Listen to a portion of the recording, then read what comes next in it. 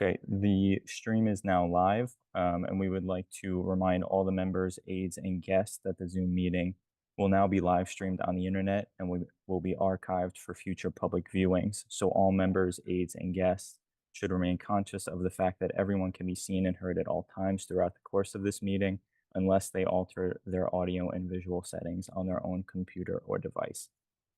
Chairman, um, we are ready to begin. Thank you. Thank you, Brian. Do you want to start with a roll call?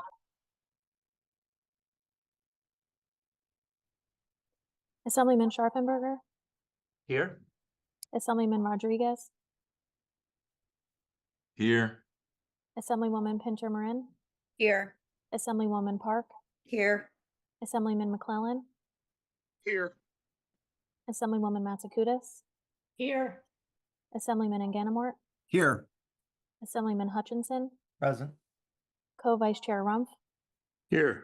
Co-Vice Chair Reynolds Jackson, Here. Co-Chair Wimberly, Here. Co-Chair Barless. Here. You have a quorum. Great. Assemblyman Wimberly, Co-Chair Wimberly, you want me to start it? I just have a quick opening statement, Sure. and unless you want to go first. And No, go ahead. Floor is yours. Okay, well, good morning. I'd like to welcome everyone to today's hearing. We had a very productive hearing last week, and I'm looking forward to continuing our discussion today. I want to thank in advance everyone who has joined us to offer testimony this afternoon. As I said during our last meeting, we're committed to an open and transparent process. I want to take a moment and remind everyone about the steps the legislature has taken in regard to reviewing ballot design. Last March, legislative leaders committed to the bipartisan and transparent process of ballot design. That commitment was made before any court decisions were issued. Last month, the leadership of the Assembly announced the formation of this committee, and shortly after it was formally created, we had our first hearing, listening to experts on ballot design. It was a very good meeting, and we learned a lot from the experts. There are a lot of decisions we need to consider when we move forward to a crafted legislation on ballot design. Last Friday, we provided notice for this virtual hearing, and we have several more public hearings planned for around the state. So everyone who wants to provide input will have ample opportunity to do so. The next in-person hearing will be held on Tuesday, November 12th at NJIT. The time will be announced. Now, some are suggesting that instead of a thorough review for a legislator, the court should decide everything on a ballot design. Saying the court should decide is misguided thinking and sets a dangerous precedent that unelected or lifetime official political appointments should design ballots. It also does not reflect the clear language of the judge's decision on ballot decision.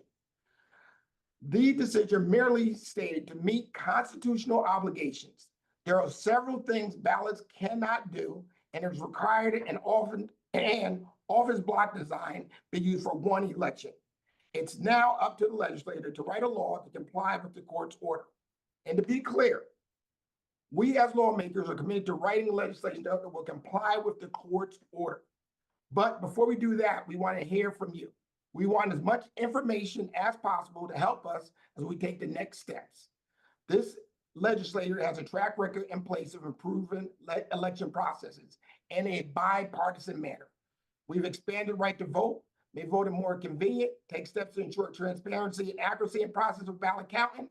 New Jersey residents have benefited from those changes, and I'm confident that we will benefit when we take an action on ballot design. Thank you. Thank you, Co-Chair. Yeah, I just want to echo a lot of what the Co-Chair said there. There is a role for every branch of government in our country and in our state. And while the courts have ruled and made their opinion known, it is now on us as a legislature to begin the fact-finding process of talking to experts, talking to the public, gathering as much information as possible, and coming up with a bill that not only adheres to the law, but also is practically implementable, right? There is a lot that goes into it. Elections, we have elections every year, 3-4 times a year, depending on the towns that you live in. And so whatever we do here in this committee, hopefully in a truly bipartisan manner and through the legislature, will be done with an eye towards making it fair and across the board for every election that is conducted in our state, and not just a few. So we still have a long way to go. This is day 2 of our committee hearings. This is the first one that we're going to have to the public. Senator Wimberly is right. Next week, we're going to meet again. We are going to make sure that one of our hearings, at least one of our hearings coming up, is later in the day, in the evening, so that folks can actually also accommodate their work schedules as well for those who wish to participate. So we're going to start the hearing now, and we're going to ask that everybody limit their testimony to 3 minutes because we do have a decent amount of folks that have signed up to testify. And if you have submitted written testimony, and we have some from folks, we're just going to ask that you not necessarily read that verbatim because we have it and we can look at it, but just paraphrase it or talk about other stuff that you wish to talk about. So with that, since we do have a quorum, we're ready to go. I'm going to ask that the first speaker come up, and that be Mr. Tavio Maldonado. Mr. Maldonado is not present yet. Okay, we'll go to number 2. Number 2 is Charlie Cradoville. Yes, good morning, everyone. Morning. Hear me? Can you hear me okay? Yes. Okay, great. Well, I'll get started. My name is Charlie Cradoville. I live in New Brunswick. I'm a part of many organizations, but today I'm only speaking on my own behalf about my own opinions. I have in the past been a candidate for office here in New Brunswick, and so I hope you'll appreciate my perspective and take it into consideration. I think we certainly need office block ballots, not only for the primary, but also for the general election. If there's a good reason to use them in the primary, that same logic would apply to the general election. And I think we would all be better served by having the office block system in place for the general. I also think we really need to adopt ranked choice voting. This is a system that you've probably heard about by now quite a bit. It is something that is gaining momentum and being adopted in different jurisdictions around the country. And what we are finding is when people do switch to that system, they like it. It's better from the candidate perspective because it encourages candidates, incentivizes them to build the broadest possible coalition rather than attacking their opponents. It also gives voters more of a voice and more power. If I were voting in an election, I would be able to not only pick one candidate from the list of people running, I would be able to actually express my preferences as to who I like the most, who I would rather have as a second choice if my first choice is not in the mix anymore, and so on and so forth. I think this is a system that's actually been used in New Jersey, looking historically back at our cities that had the commission form of government. It was called preferential voting back in the day, and for some reason it was done away with in the 1930s.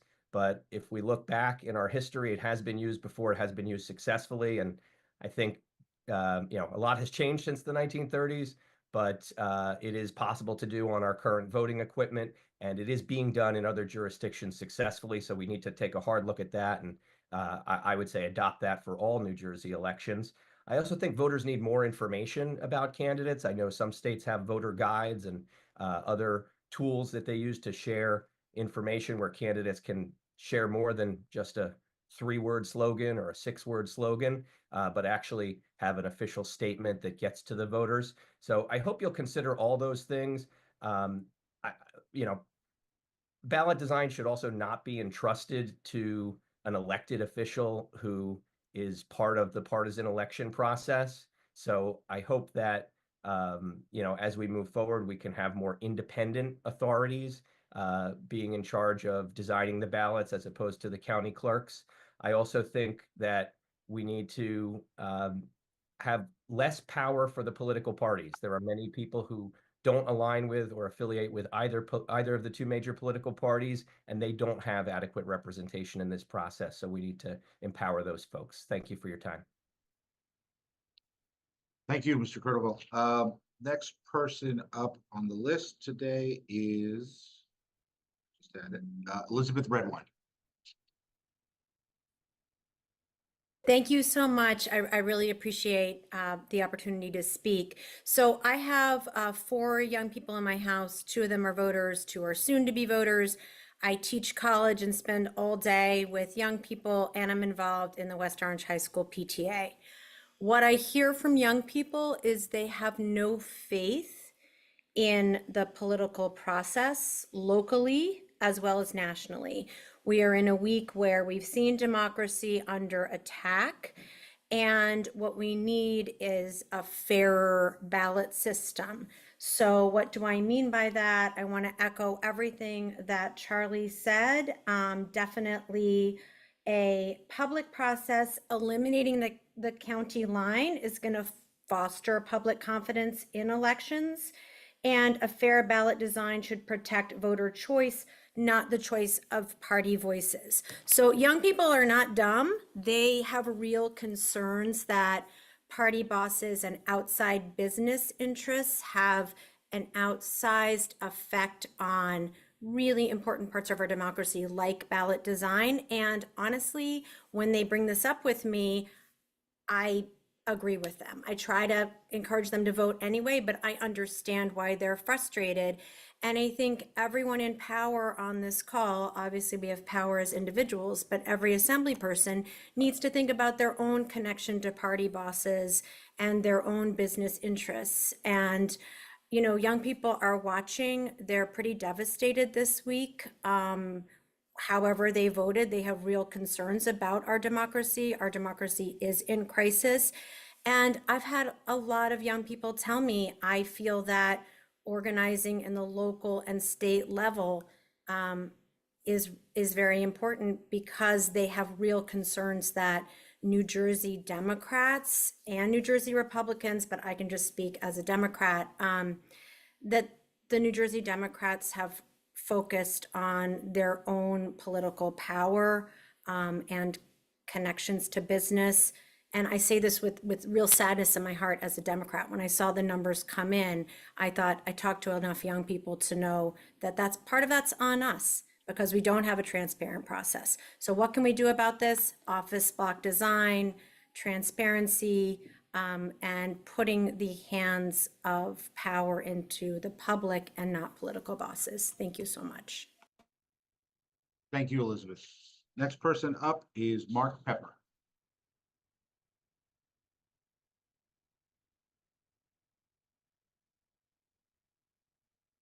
I think Mark was having a hard time connecting again from his phone. Okay. All right, so we'll come back to him. He has sent me his testimony if you want me to read it for him. He has written testimony. He has written testimony and he sent it to me as well. Can you just send that to OLS and then they'll distribute it to all of us? And if he can get back on, we'll make sure he gets an opportunity to speak. Mr. Chairman, his testimony has been submitted to OLS and it was circulated to. It was in the packet today? Yes, yes, sir. Got it. Great. All right, thank you. So we're gonna go to the next person on the list, and that would be Richard Winger.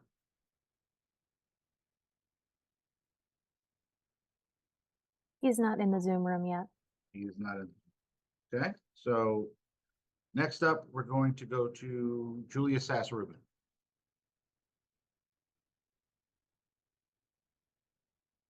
Thank you very much. Morning. Good morning. Thank you, Chairman Wimberly and Chairman Barlas and members of the committee for providing this opportunity for public testimony. I'm a professor of public policy at the Edward J. Blaustein School of Planning and Public Policy at Rutgers, where I also serve as the Associate Dean of Academic Programs and Director of the Public Policy Program. My research documented that New Jersey was the only state to use a county line ballot and quantified the impact of that ballot on election outcomes. Based on that research, I served as an expert witness for the plaintiffs in the Kim v. Hanlon case, the ruling from which led to the elimination of the county line for the Democratic ballots in the 2024 primary. I wanted to share just a few findings from my research that may be helpful as you consider how to make our primary ballots as fair as possible. First, and very importantly, I want to note that in every other state that has elected positions for which voters may select more than one candidate, such as state assembly or a county commissioner, those candidates' names are listed individually with no visual groupings allowed. Visually connecting the endorsed commissioner or assembly candidates in any way on the primary ballot could influence which candidates voters select. And that by definition would not be a fair ballot. And once again, it would make New Jersey an outlier as we are with the county line. Second, we know from extensive research that appearing first on a ballot provides an advantage. To counter that, more than a dozen states require the order of candidate names to be rotated on the ballot to ensure that all candidates appear first an equal number of times. Most of those states rotate by voting precinct, and they use computers to do so. Some have done this for decades. There is absolutely no reason New Jersey could not do this to ensure a ballot that's fair to everybody. And that should not create obstacles to sending sample ballots to voters. We already differ sample ballots by voting precinct when they include county committee candidates, because county committees, as you know, are elected at the local voting precinct level. Voters also could access their individual sample ballots online if that was necessary rather than by mail, which is also a good way of offering the ballots in many languages, an advantage for such a diverse state. Third, while educating voters about the new ballot design is very worthwhile, there is no reason to believe that voters find office block ballots confusing. Multiple New Jersey counties have used an office block design for decades for their machine or their vote by mail ballots with no problems.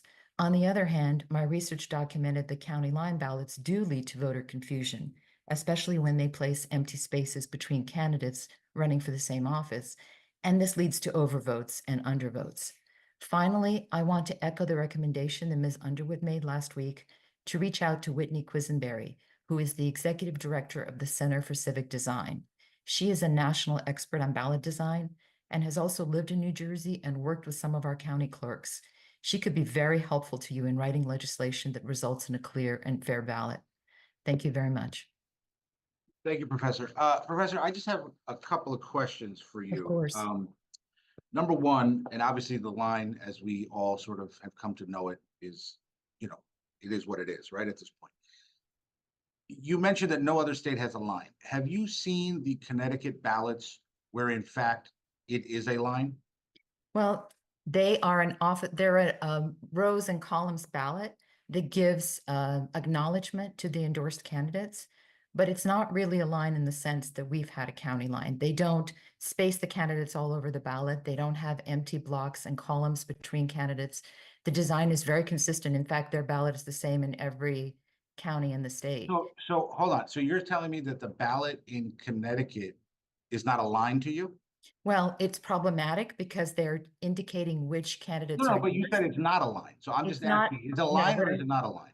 It's not a county line in the New Jersey sense. So the problem with our ballot and the things that are associated with the confusion that it creates are multiple. In Connecticut's case, the problem is that they designate the endorsed candidate in a visible way, which is really problematic. But in our case, there are a bunch of other things that our ballots have done. For example, candidates are spread all over the ballot. There are blank spaces indicating, that separate candidates running for the same position. So the county line, as I'm referring to it, is much more than just the fact that the candidates are indicated as being endorsed. I agree with you. I think the asterisk thing that Connecticut does is a little weird. So as I understand it, Connecticut puts the party endorsed candidate first, Yes. and then everybody else populates underneath. I don't know how they're sequenced underneath. Do you? I can check on that for you.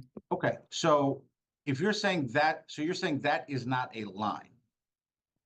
No, it's a bad ballot, but it's not the county line as it's been used in New Jersey. So I'm just differentiating. There's other bad ballots. We're not the only state. The ballots are not optimal. We're just particularly bad.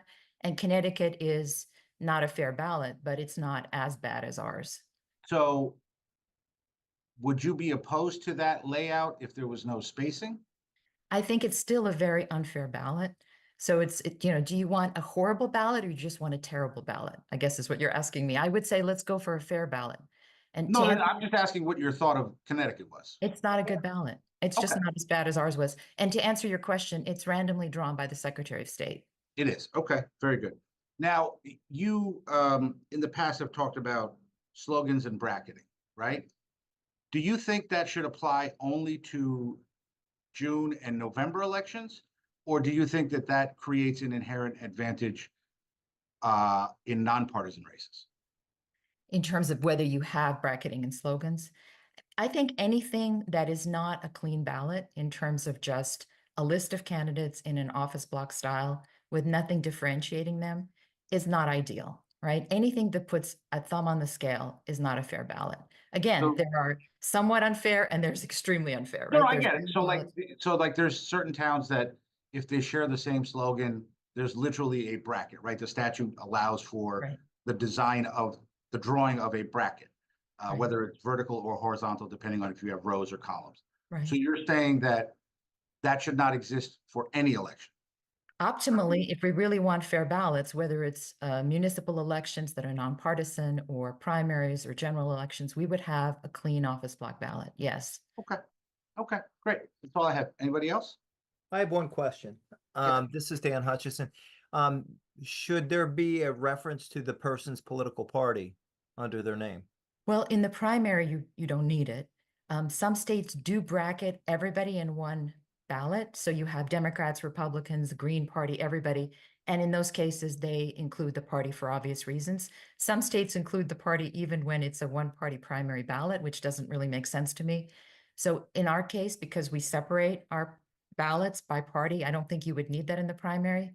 In the general election, I think you do need to tell people which party the person represents because they want to know that information, right? And they've been So you would agree that putting some information under the name of an individual is necessary and helpful? I think putting the party affiliation is helpful because voters are looking for that. I don't think you need any other information. Some states put the county or the city that the person is from, which again creates bias. People might think, oh, that part of the state, I don't like that part of the state, or I'm from this county. Anything that takes the voter away from the actual candidate and provides information to distort their perspective, I think is bad. My point is, though, putting anything next to the name seems to violate your rule of putting thumbs on the scale. In a general election, I think voters expect to know which party you represent. I think Okay. that's very different than putting other information, especially in a primary where everyone is representing the same party, presumably. Great, thank you. Thank you, Professor. Thank you. Okay, next up we have Thomas Varela.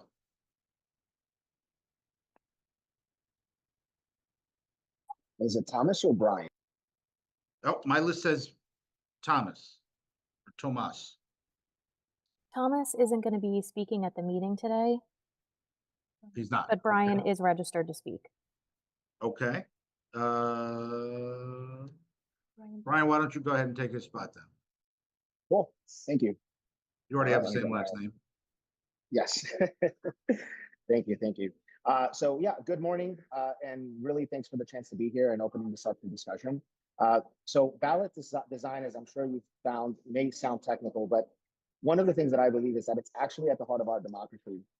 So from my perspective, how we structure our ballots, it directly impacts how fair and open our elections are. And at the end of the day, I think a lot of the people that are here to testify, it's because we all really want a system that's fair, and it's empowering the voters to really be able to make a clear and an unbiased choice, right? So the reason I'm here is because I really want you to consider a ballot design that's fair to all candidates and voters alike, right? So the goal is really simple from my perspective. It's to create a level playing field where voters can make their choices freely, right? So one of the most impactful decisions I think we can make or the committee can make is really writing legislation to permanently usher in office block design, right? So that's organizing the ballots by the office, not by the party. Why? Well, as the person who just went before me, right? Her studies have shown that the traditional party line is giving candidates on that line a 38% average boost in odds, right? That's a huge advantage, right? That'll lead voters to feel pressured into picking an entire line instead of just evaluating each candidate individually. So the office block, as you know, is really placing each candidate on equal footing. Voters can make their decisions based on each candidate's merits and how they've campaigned and their policies. And ultimately, it does create that clearer and fairer process, right? So I believe that this is the key to honest elections, where every choice reflects the voters' true intentions. Got about a minute. Great. The other thing that I would also ask and urge is for you to consider something like ranked choice voting. I know that Charlie was on earlier and mentioned that. And I think that ranked choice voting is something that should be considered as part of this redesign, right? For those that don't know, RCV is straightforward. instead of just choosing one candidate, you get to rank your choices. So what that does is it empowers people to support the candidates that they genuinely like without worrying about wasting a vote. It solves several issues in our current system. It reduces the pressure to vote strategically or to settle for the lesser of two evils, right? It allows voters to choose freely based on their actual values. Plus, RCV reduces the spoiler effect. So that's basically where similar candidates are splitting the vote, potentially letting a less popular candidate win. With RCV, voters know their vote counts, even if their top choice isn't elected. As far as implementing a new voting system, it sounds like it's a lot. Most of the systems the voting machines that are out there can already handle ranked choice voting. I think nationally, 86% of systems can do that, right? So we're not talking about a major overhaul in infrastructure. As far as New Jersey goes, there's there's about 6 or 7 municipalities that have already passed a trigger ordinance or a resolution supporting RCV. And to wrap up, I really urge you to think about this carefully and thoroughly. It's not just about a layout, it's about protecting democracy. I thank the committee for its time. Thank you, Brian. Appreciate you taking the time out to be here today. Next up is Antoinette Mills. Antoinette Miles, co-chair. Mile, I apologize. That's One all L, right. not two. That's all right. Okay. I'm going to do my very best to stay within the 3 minutes. And of course, we'll submit my written testimony after. Great. My name is Antoinette Miles. I'm the state director of New Jersey Working Family Alliance. We are a statewide organization of labor unions, advocacy, and grassroots groups. And we have been the lead plaintiff in the Conforti v. Hanlon litigation, alongside 6 former candidate plaintiffs who ran for office in 2020. Together, we filed the landmark lawsuit that deemed the county line likely unconstitutional. And we've been at the forefront of the Abolish the Line movement and engaged hundreds of thousands of residents in the movement for expanded and stronger democracy in our state and to end the voter suppression tactic that is the rigged county line ballot. I want to welcome you all to this discussion, the legislature, albeit nearly 5 years late and arguably a dollar short. Simply put, a fair ballot design should protect voter choice, not the choice of politically connected insiders and party bosses. I do want to highlight that a point that was made by your witness from the National Conference of State Legislatures in the first hearing. It is very clear from the June primary that New Jersey can do office block ballots. And while clerks did have to quickly adapt and inform voters in that election, they got it done. Judge Carisci's court order in Kim v. Hanlon established how the legislature can implement a fair ballot. It was upheld unanimously in a precedential published opinion in the Third Circuit, and we encourage you to start there. We know and prove to the court that the order in which candidates appear on the ballot can influence election outcomes. And so it's our belief that each individual candidate running for office should have an equal opportunity to draw for the first position on the ballot. And I encourage you to also review the expert reports that were submitted in that litigation about how ballot order affects election results, and also include these in your legislative record for this time. I also want to acknowledge, to the point of the Connecticut ballot, we believe that there should be no advantage for incumbency or putting party endorsed candidates first on the ballot. We encourage that for determining the order of candidates on the ballot, we want randomized electronic draw, and there's absolutely no reason New Jersey cannot follow other states in that as well. I do want to address the decisions made by this committee, which I feel do short circuit the public process for ballot design. This committee members have said we owe it to New Jersey to get this right. And the fact that we're sitting here 2 days after the most consequential election of our lifetime, while many people were getting out the vote just a few days ago or doing election protection work, is harmful to the public process. We reached out to national experts who wanted to be here today, but could not be here today. And so the final thing that I will say, and I realize my time is up, is that the procedures being put in place here today and for these hearings, we must make sure that this committee does not demonstrate to the public that it is simply doing a window dressing or checking the box when it comes to democratic reform. Thank you, Co-Chair Barlas, for letting us know about the next hearing, and I appreciate that you did that at the start. However, we encourage all members of this committee to communicate with the public in regards to the next hearings. And we will also be watching resulting legislation so that it passes the court of opinion as well as potentially the court of law. Thank you. Thank you, Ms. Miles. I do want to be clear. I hear what you're saying about 2 days after the general election. I understand that, but there are more committee hearings scheduled. One will be in the evening. We're still going back and forth and working out the logistics. We have not precluded possibly doing, with the remaining left, another virtual as well, right? So we do want to hear from as many people as possible, and we will do our level best to be as accessible to everyone as possible, right? So thank you for your testimony today. I have a question. Yes. Hi, Ms. Miles. So, do you think that for general elections, the candidates should be grouped together with their party?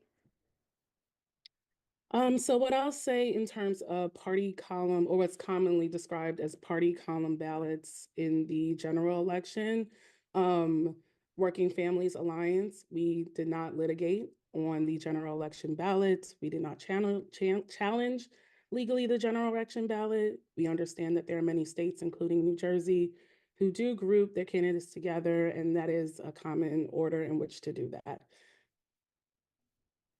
Okay, so you're okay with the grouping just for the general election then? I think that for I think the distinction that I want to offer in terms of office blocks in the primary and party column in the general is that we know that when you reach the general election, that we're simply discussing a matter of competition between each of the party's nominees. And of course, there's third party candidates that are also placed on the ballot, but we're talking about one individual nominee for each of the respective offices. Of course, if there's multiple offices for multiple races, excuse me, for each office, then there might be more than one candidate.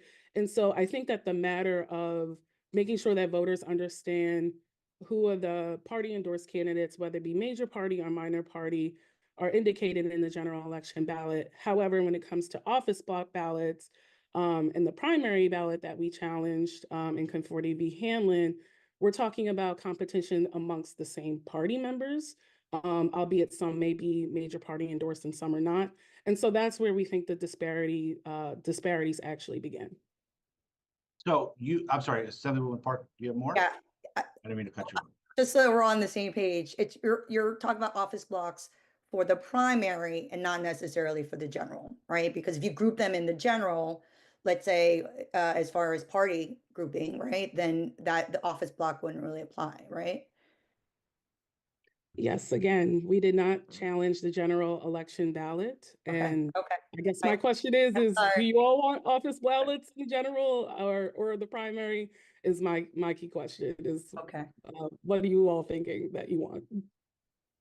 understood. Thank you. Thank you. Assemblywoman Jackson? Thank you so much. And thank you, Ms. Miles, for your input today, and to Julia also. My concern is about voter confusion around the office block design. What features could we do to help voters understand the ballot and the office that's being sought? Can you describe what you mean by features, Assemblywoman? Well, that's my question to you. So for the primary, when we're talking about designing the ballot, are there any particular features that you like and for us to be able to think about as we begin to design the layout? My concern is about confusion because it's going to be something different that we've never seen before for the primary. Do you have anything particular that you like us to look into? Sure. I think that, as Julia Sass-Rubin had pointed out in her testimony, we know that many counties, including Salem and Sussex County, have done office blocks, albeit it has not been statewide in every primary for both the political parties yet. I do believe that voters were not confused in the last election, and voters in other states have managed just fine in having office blocks in a majority of states. And again, we're not confused. So I just wanted to sort of address the notion of voter confusion in that part. In terms of features of the ballot in my testimony, I did say that, we would be concerned with, I'm just going to refer to Connecticut's primary ballot. We would be concerned if there were the ability to list certain candidates first over the remainder of other candidates. And again, I'm trying to understand what you mean by features. Are you talking about indicators on the ballot? Yes. Oh, okay, yes. So in Conforti v. Hamlin, as well as in Kim v. Hamlin, I think the litigation was very clear in terms of, given that New Jersey already has slogan, which is different from a lot of other states in the primary, that other additional indicators of association on the ballot are necessary. I know that Connecticut does a star for certain candidates. I think those types of indicators would be prohibited. And okay, and again, to the point of having as clean and as fair as of a ballot as possible, those are the types of things that I think that we would have concerns about. And I guess, and this is for, Assemblywoman Park, I think about her and her name association. So how does she, so if we're saying just the name, no slogans, no indicate, no nothing, I guess that's, that's, that's the, that's the issue. Yes, I guess my counterpoint to that is that New Jersey does have the slogan where candidates do get the party the party endorsement. They receive the associated slogan for that party. So sometimes it's a little bit different than the registered trademark of the party's name. So as we You're just saying that, saw, I'm sorry, you're yeah, saying that's okay for the primary. I'm saying that it already exists and we did not litigate over it. Okay. Thank you. Thank you so much. Thank you. Thank you for the clarification. I appreciate you. No May I problem. ask one follow-up question, please? Thank you, Assemblywoman. Sure, Assemblyman Hutchinson, then we're gonna go to Assemblyman and Gattamore. Thank you very much. Sorry, Michael. Um, so, Antoinette, Ms. Miles, I know that you didn't take a position in the litigation, but that's not my question. My question is, are you okay with the slogan in the primary? Are you okay with slogan in the primary? I'm sir? asking you. Okay, okay. Well, I think that if we're in terms of making sure that voters have some indication, and look, a lot of states handle this differently. I think that the expert last week referred to not Connecticut, California as indicating a 5-word bio, different things of that nature. So some states do have other things that not every state does no slogan. Again, I think my position is that there is some value to having a slogan on the ballot. Is it the cleanest ballot? Maybe not necessarily, but I do believe that there is some value in having something that can note party associated candidates, as well as for the non-party associated candidates, right?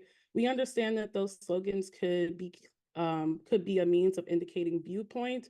And there have been means to be able to limit slogan in the past, which we view as connected to viewpoint discrimination under the First Amendment. So the So value, that's my perspective on slogan. so the value of these meetings, just so that you understand where we're coming from, is we heard from Ms. Sass-Rubin, who says nothing should be there because it would be a thumb on the scale.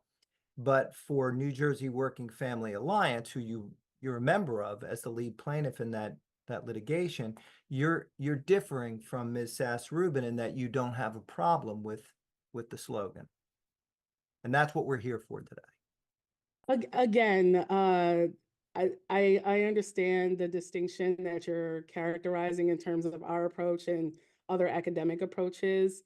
I want to be very concretely here that, again, we have been litigating this case in a means to make sure that we uphold both voter rights and uphold both candidates' associational rights, at the same time.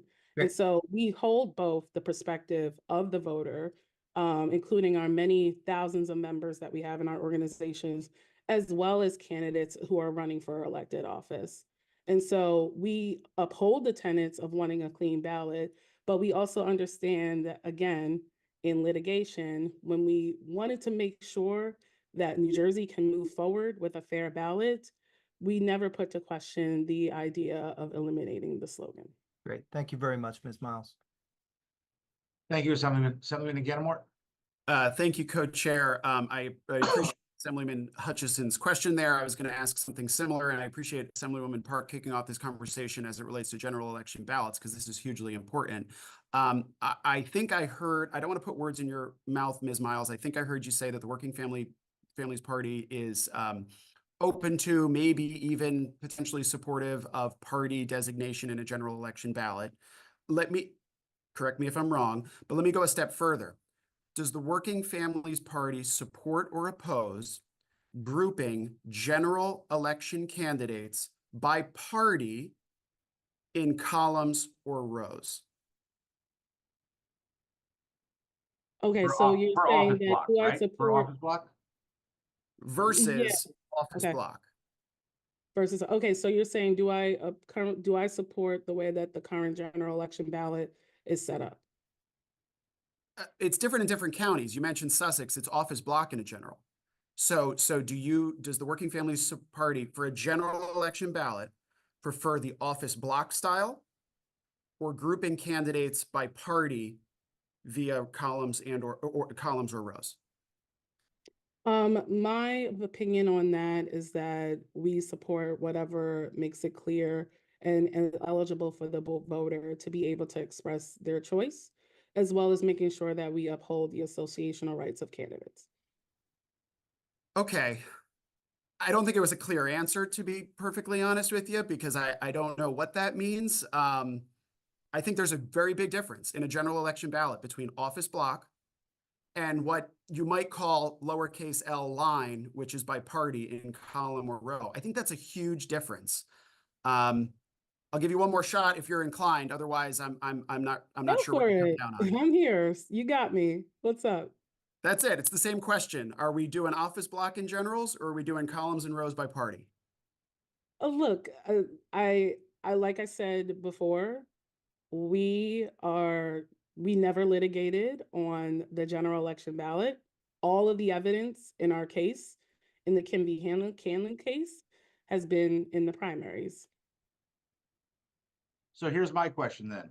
What's your personal opinion? You're a member of the public. I'm not here to give my personal opinion, sir. So Working Families does not have an opinion on what the ballot should look like in the general? Again, we did not litigate the general No, election. that's not what I asked. I didn't ask what you litigated. I'm asking Working Families does not have an opinion on what the ballot should look like in the general.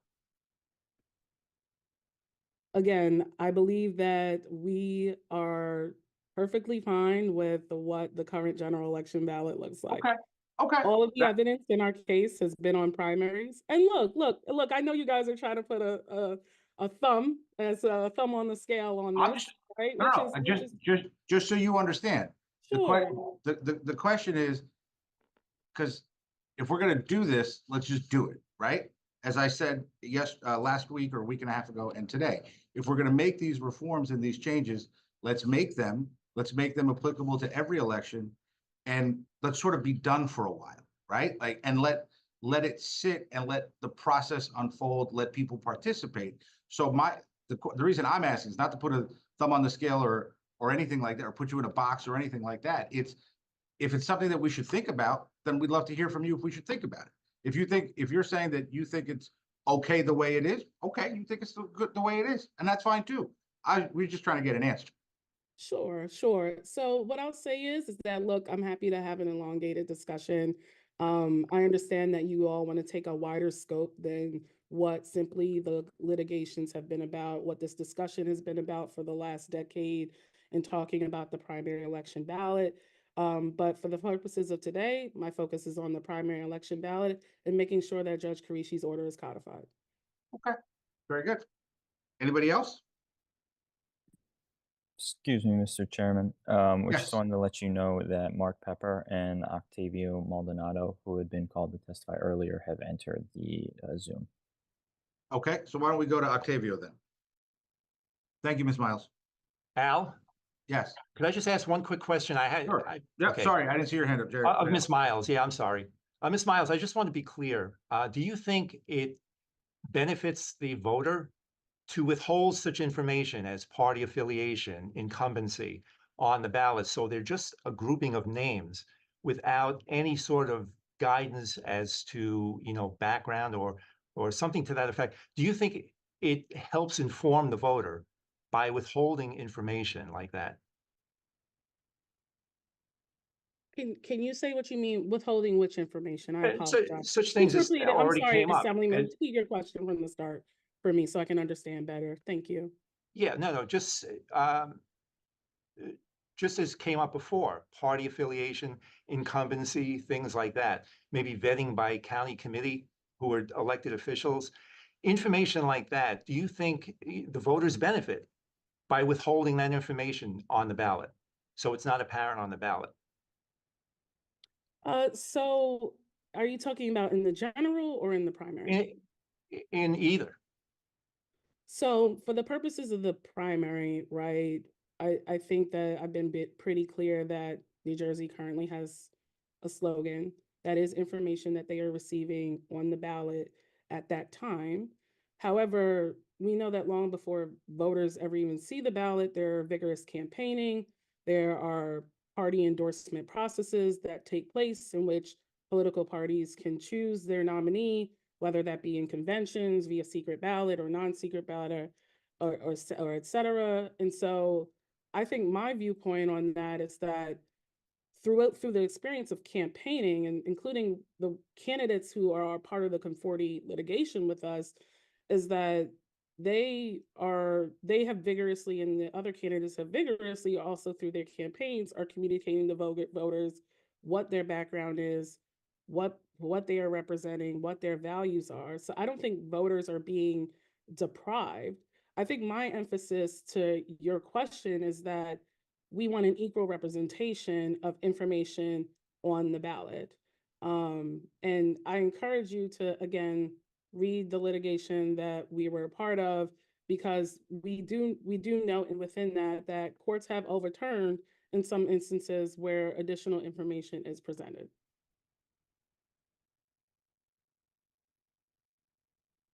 Thank you.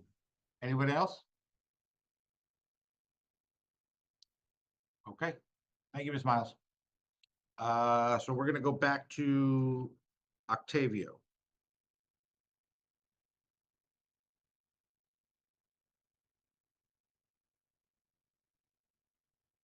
Is he back on?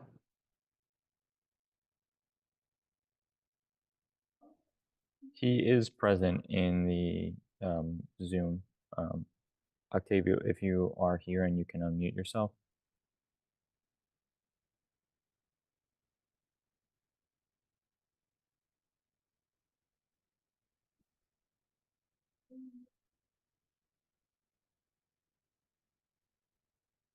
Octavio? No? All right, then, Ryan, who else did you say was back? You said Mark Pepper was here? Yes, Mark Pepper should also be present now. Okay. Mark, are you there? Mm, Mark, if you can hit *6, I believe Mark called in. That Okay. should unmute you.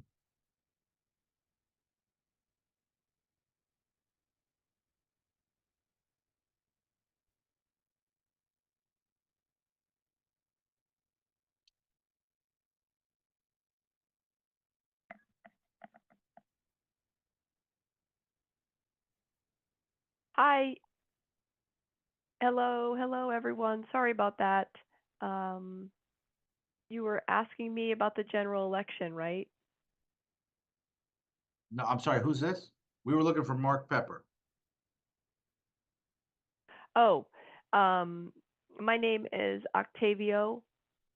I am the legislation liaison of New Jersey Association for the Deaf, and I've been working towards this bill. And so the general meeting is really important I want to make sure we have interpreters, providing ASL interpreters, tactile interpreters, larger screen, have visual access for the deaf and hard of hearing instead of not having access.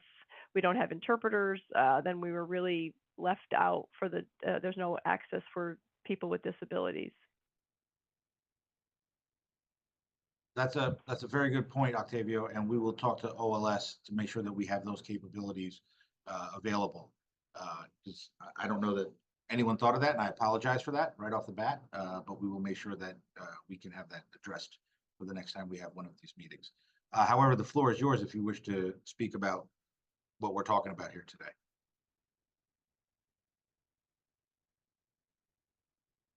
Oh, no, that's all I wanted to bring up. Thank you. I just wanted to, it was a learning experience for me, but I did want to share that. It's nice to meet you all, and thanks again for the opportunity. Thank you. Appreciate your time. Thank you. And we will have that looked into. Mark Pepper, are you back? Are you here? Thank you. Mark, if you're in the call, you need to hit *6 to unmute yourself. Sorry, in texting with Mark, he said he did, and somehow it's not working. Okay, we'll come back to him. Jared Hunter.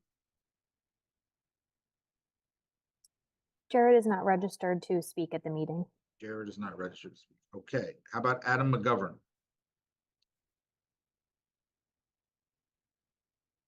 It looks like Mark is unmuted now. Mark, can you hear us?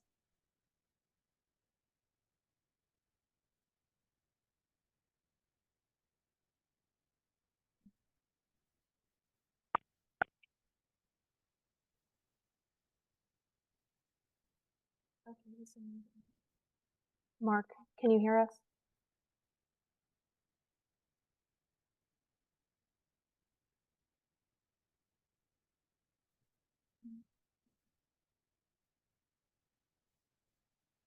Okay, Chair. I think we're ready to call the next speaker. Okay, how about Adam McGovern? Adam is also not checked into the meeting. Okay, how about Tim McDonald? Neither is Tim. Okay, I'm going right through this list. Next up is Peter Chen. Peter should be here. Morning, Peter. Morning, how you doing? Good. Thanks so much for inviting testimony today. I do want to echo the point that a number of speakers made about the need for additional public information about these hearings in order to get a broader array of voices and to ensure that there is meaningful public participation. I appreciate your words, co-chair, about being dedicated to ensure that there is a full public process, making sure that future meetings have more lead time and notice. But particularly when we're talking about questions that feel abstract but have real impacts on voters. And I think the very real concerns that members of the committee have raised about what is a voter going to think? Are they going to be confused by X? It would be helpful to have more actual voters and voters who are not like in the work the way that many of the participants today are, to share their information, because I think that would be helpful. We're thinking about ballot design in a more meaningful way. So Peter Chen here from New Jersey Policy Perspective, Senior Policy Analyst. And I think we want to be clear that the starting point for the fairness of ballot design has to really be about ensuring that there's no extra weight on the scale one way or the other that the ballot points to give an advantage to one candidate over any other. So for example, the difference between the asterisk and simply providing other kinds of information is that it hints that this candidate is special above other candidates, right?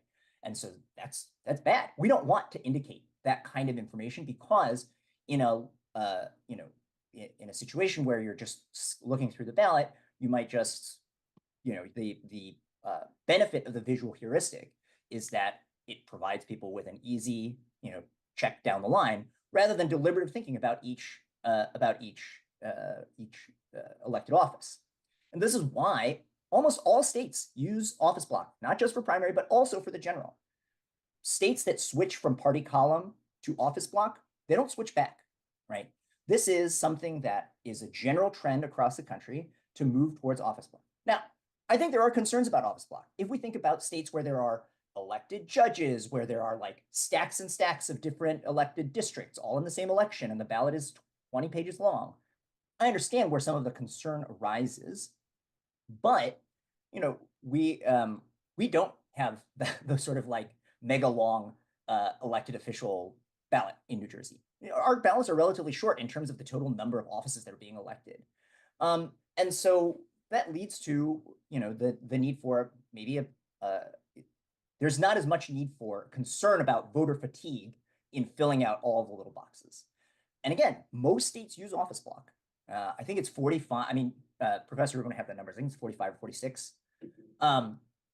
And this is not unusual. It is, in fact, the norm across the country. And this is why it's the basis of the Karashi opinion. And I agree that judges should not be in the business of writing what the ballot should look like. But again, in this case, the clerks designed the ballots. The judge merely provided the framework and the principles through which the ballot had to be designed. And that's where the work of this committee is really important, to really think about, is this putting weight on the scale? Because that's the principle, that's the concern of the Karashi opinion.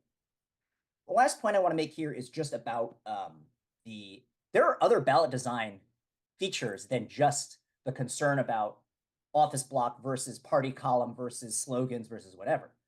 Most New Jersey ballots still use all caps. I think it's very clear from almost all ballot design principles, best practices, don't use all caps. Just use lowercase letters and normal case that people read in, because that's easier to read. Don't center things, put things on left justified rather than center justified.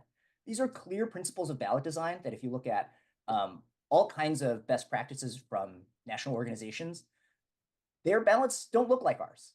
And so, when thinking about who this committee should be talking to, it's all of those folks who are at who are experts on ballot design, to make sure that we don't have a 2000 Florida situation where people are voting for somebody they didn't mean to vote for, where there is genuine voter confusion, because there is a lot of voter confusion that comes simply from bad ballot design, of bad ballot instructions.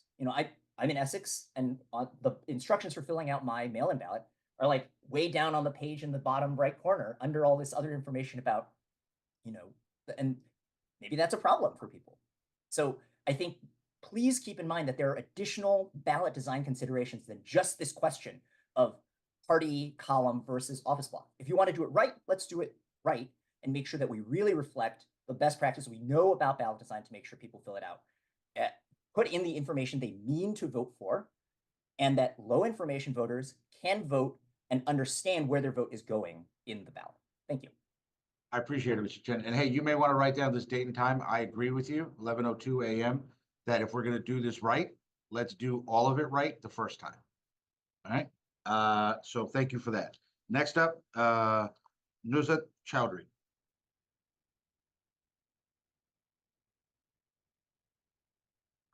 Hi, good morning, Chairman Wimberly, Chairman Barlas, and members of the committee. Thank you for allowing us to testify. My name is Nuzhat Chowdhury, and I'm Senior Counsel with the Democracy and Justice Program at the New Jersey Institute for Social Justice.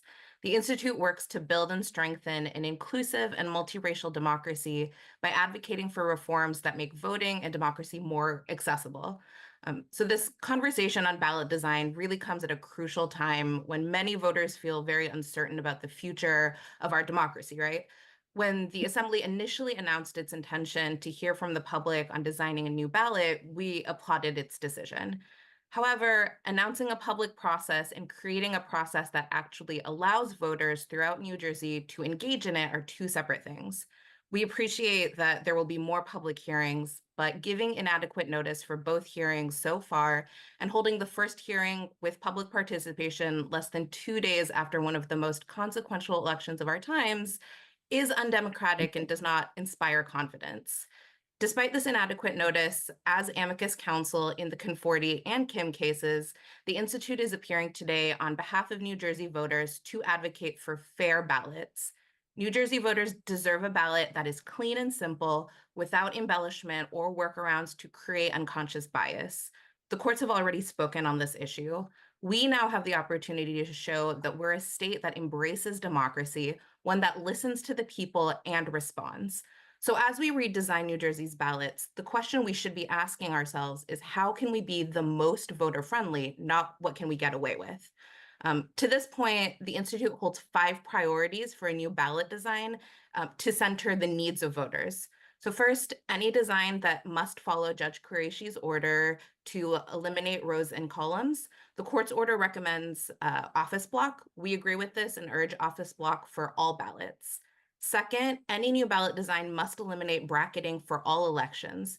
Experts in both the Conforti and Kim cases have presented evidence on the negative impact that bracketing has on voter choice.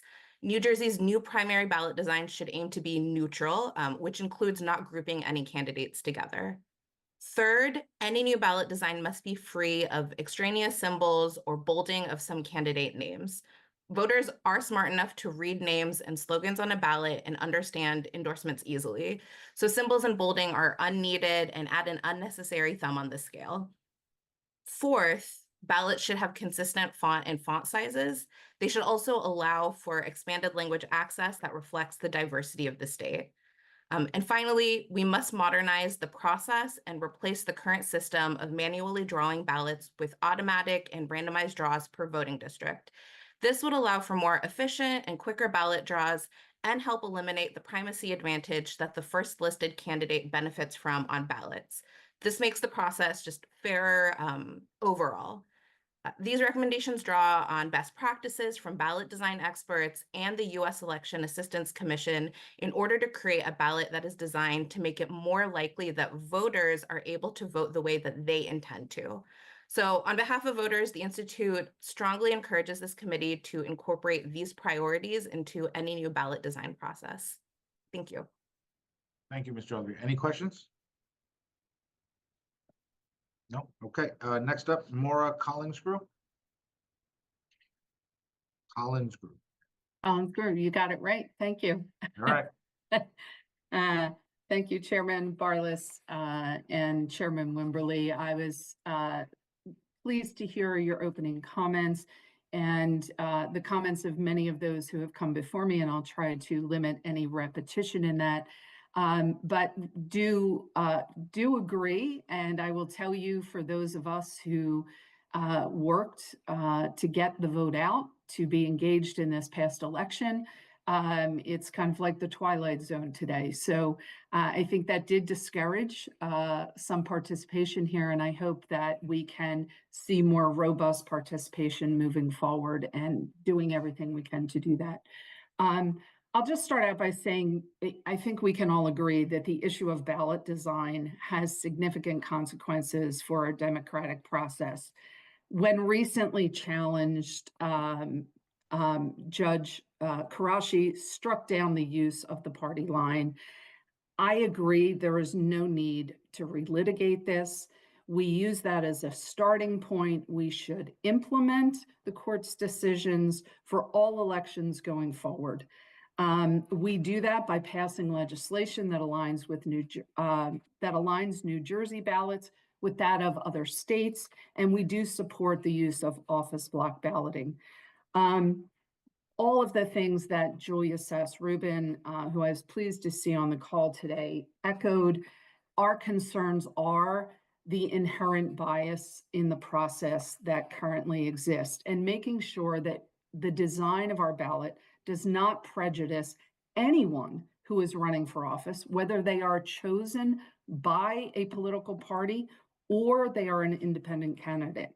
I would like to address 2 issues that we ventured into when Antoinette Miles had the back and forth just recently, and that is the ability of candidates to associate with a political party and the fear of confusion. First, listing all candidates in a block ballot design and allowing candidates to associate are not mutually exclusive. We can find a way, and should, to allow both. As Julia outlined earlier and Judge Qureshi found, that ballot design does not impede a candidate's right to freely associate with a party or with another candidate. Parties can and still do endorse candidates. And it starts with campaigning. They can associate through campaigns, through campaign literature, where I think we're saying there should not be that overt association, and thumb on the scale is on the ballot. Political parties serve an important function. And yes, I agree that people do want to know who people are affiliated with. I think in the primary, we need to be very clean. These things can allow for slogans and things like that to have both a fair ballot design and give voters information that they would like. Second, voters can and should be educated on the electoral process, candidates, and the workings of government. I know this is the job of election officials, state and county workers, and supplemented by the democracy and good government groups from across the state, many of whom you're hearing from today. I think to say that there's a concern or to use the fear of confusion to hold us back on making this change is a little disingenuous. We have changed how we register, how, where, and when we vote. That machine that we vote on. I live in Burlington County, where every voter who walked into a polling place this election was given instruction about the new machine that we used. Confusion, yes. I'm sorry, Ms. Collins, Education, I need you to bring it back. I am almost there. What I'm saying is confusion is not a reason not to have a fair ballot. Judge Karashi concluded in his decision that the integrity of the democratic process for a primary election was at stake. We agree, and we urge you at this time when the sanctity of our democracy is questioned by voters and engagement is questioned and we're attacked at so many levels, to put the voters above party and implement the block balloting design statewide. Thank you for your time today. Thank you. Anybody have any questions? Briefly. Yeah, Assemblyman Ruff and then Assemblywoman Park. Thank you, Co-Chair. A little bit confused by the testimony. As I understood from what I heard, we would allow for a party slogan on a primary ballot, and that would be construed as fair for the court's decision. Did I hear you say that, or am I misinterpreting your words? I didn't use party slogan. I just said slogans, as I believe it was Antoinette, or it could have been someone else, testified earlier. There is information in the court record about slogans that are allowed in the fair balloting process. Courts have struck down some other types of references on ballots. So I would say that that is the information that should be relied upon. Would you then agree that it may be appropriate for an endorsed candidate to, in some fashion, show that endorsement in the slogan he or she chooses for the primary ballot? No, I don't think endorsement should be on ballots. That is a process that precedes the candidate running for office, and they have ample opportunity to make the endorsement known, but it should not be on the ballot. Okay, thank you. Thank you, Chair. Thank you, Assemblywoman Park. Hi, Ms. Collins-Grew. We're here to make this ballot obviously clear to the voter and as, fair as possible. So, I think this change, like you said, it's gonna happen, but I'm in a particular, I hate to use myself as an example, but I think it's already out there that someone's going to be challenging me who happens to have the same exact last name as myself. And they're being funded by somebody who's, challenged the system, whatever you want to, who's out of county. So without endorsements, how could I make it clear to the voter, like, I am who I am, and this person who has the exact same last name as myself, who lives in district, other than he's a male and I'm a female, Like, what can you recommend or suggest that we can put on the ballot to make some sort of distinction between ourselves? Well, I think that can be accomplished through byline, slogan, whatever you want to call it. I think the distinction also, and I think everyone having lived through the election we just saw, this is the work of campaigning, right? This is the work of campaigning and getting the message out there, talking to voters. That's where the distinctions are clear. That's where the distinctions happen. People going into the voting booth, I mean, in an instance like that, where you have the same name, do you allow, male or female? I don't know.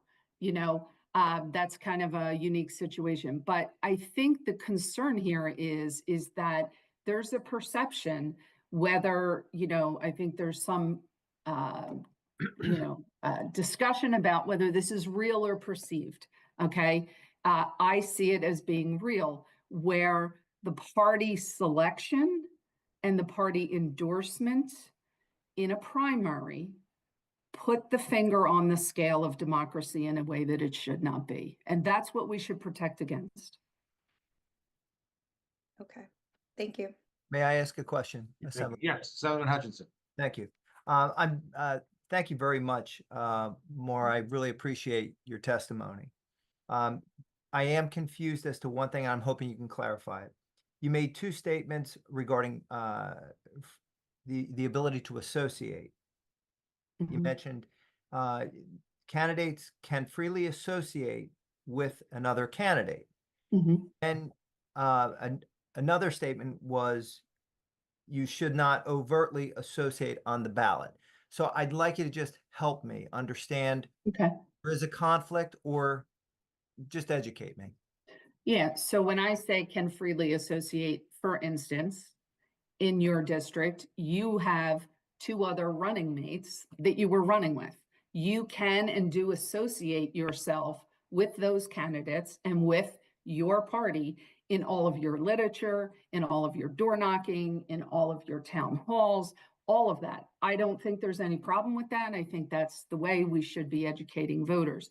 I'm saying that there should not be that kind of association on the ballot, where because you're the chosen Democrat or the chosen Republican, you get to be listed on the ballot in a more favorable way than someone who maybe ran as an independent or is challenging the party endorsement.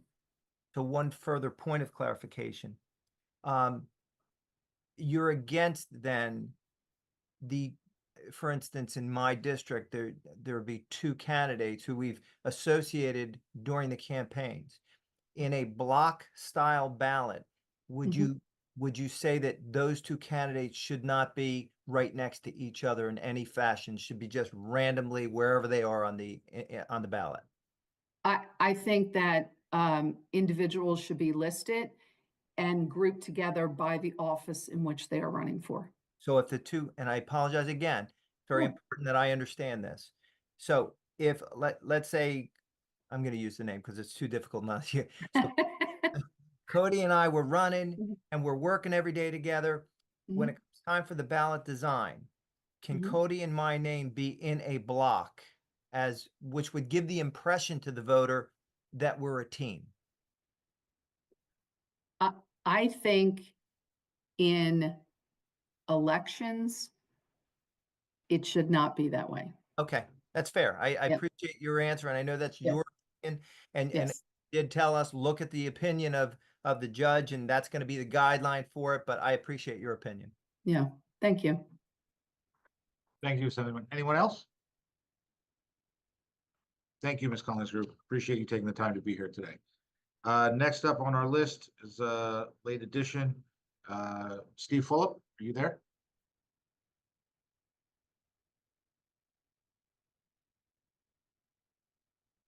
He's going to testify on the 12th. He's testifying on the 12th. Okay, all right. Moving right along then. Thank you, Co-Chair. Patricia Doherty.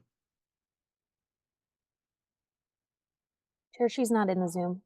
She's not in. Okay. And next up, Margaret Illis.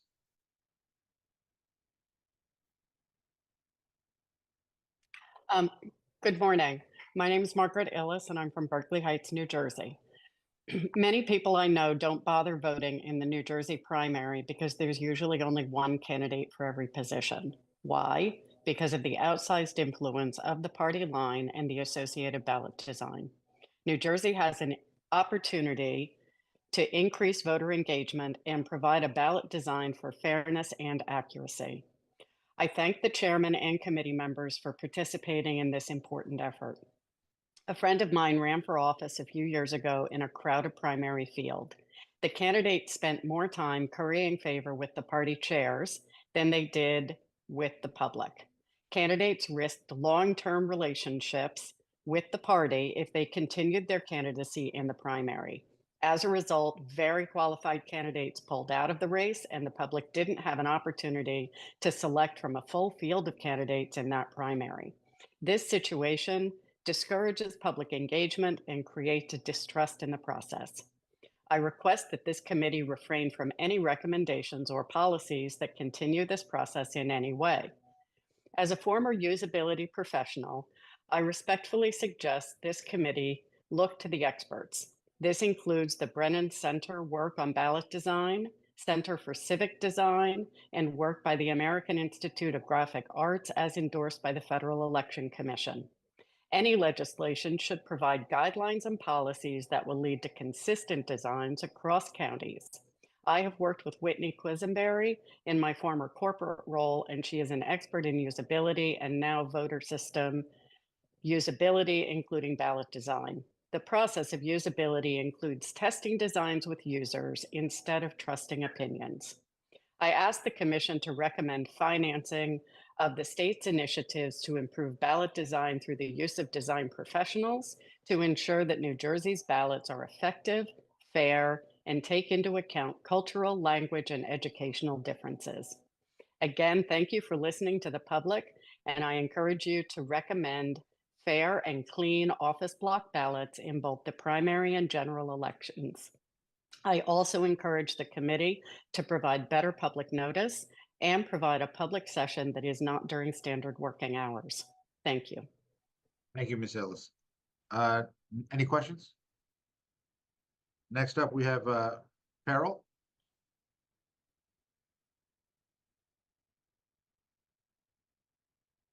Farrell Kemka. There you are. Hi. Hi, thank you for giving me this opportunity. I truly appreciate it. So I think, you know, you've heard this again and again. I'm actually an active community member. I volunteer with a lot of grassroots organizations.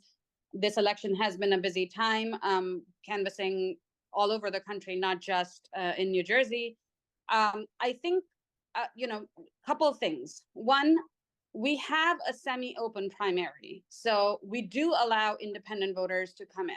However, we're putting a thumb on the scale by any kind of indication where we indicate that there's a party endorsed candidate. I think taking that away already opens it up to make this a more democratic process.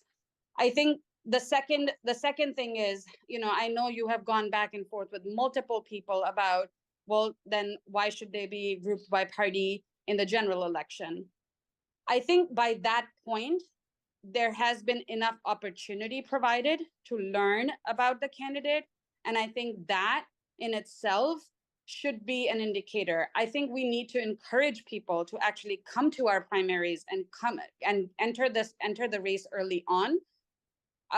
You know, and when we do it through party endorsement during primaries, I think it sort of does tip the scale at the scale.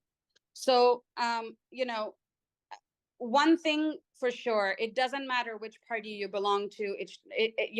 I think we're talking about overall a process which is more constitutional and more in line with the rights of the citizens and the candidates.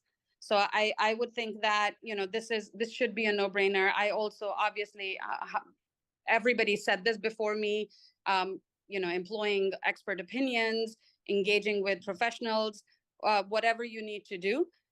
Ultimately, you know, making this process for the people, by the people, and of the people is exactly where we need to have our heads at. So thank you very much. Thank you. Any questions? No. All right. Next up, Mr. Brian Everett. Good morning. Thank you for allowing me the opportunity to give comment. I wanted to speak very much in favor of developing a ballot design that mirrors the rulings that not just Judge Qureshi had offered, but the rulings that were then upheld also in the Third Circuit Court of Appeals. So I am very much here to advocate for office block ballot design, especially in our primary elections.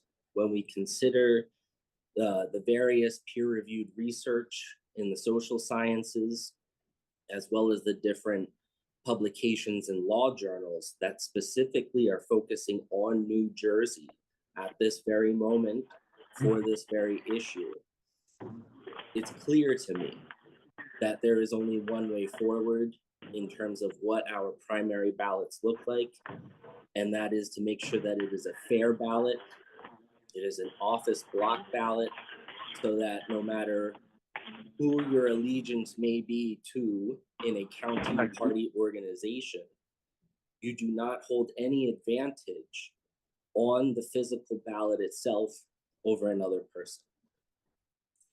And especially considering the results of Tuesday's election, I find it more important than ever to make sure that we are assuring our voters all across the state of New Jersey that they have a voice at the very outset of the political process.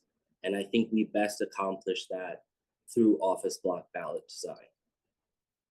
That is really all that I have to say, considering the peer-reviewed scholarship, the court cases themselves, and where I think we are as a nation today.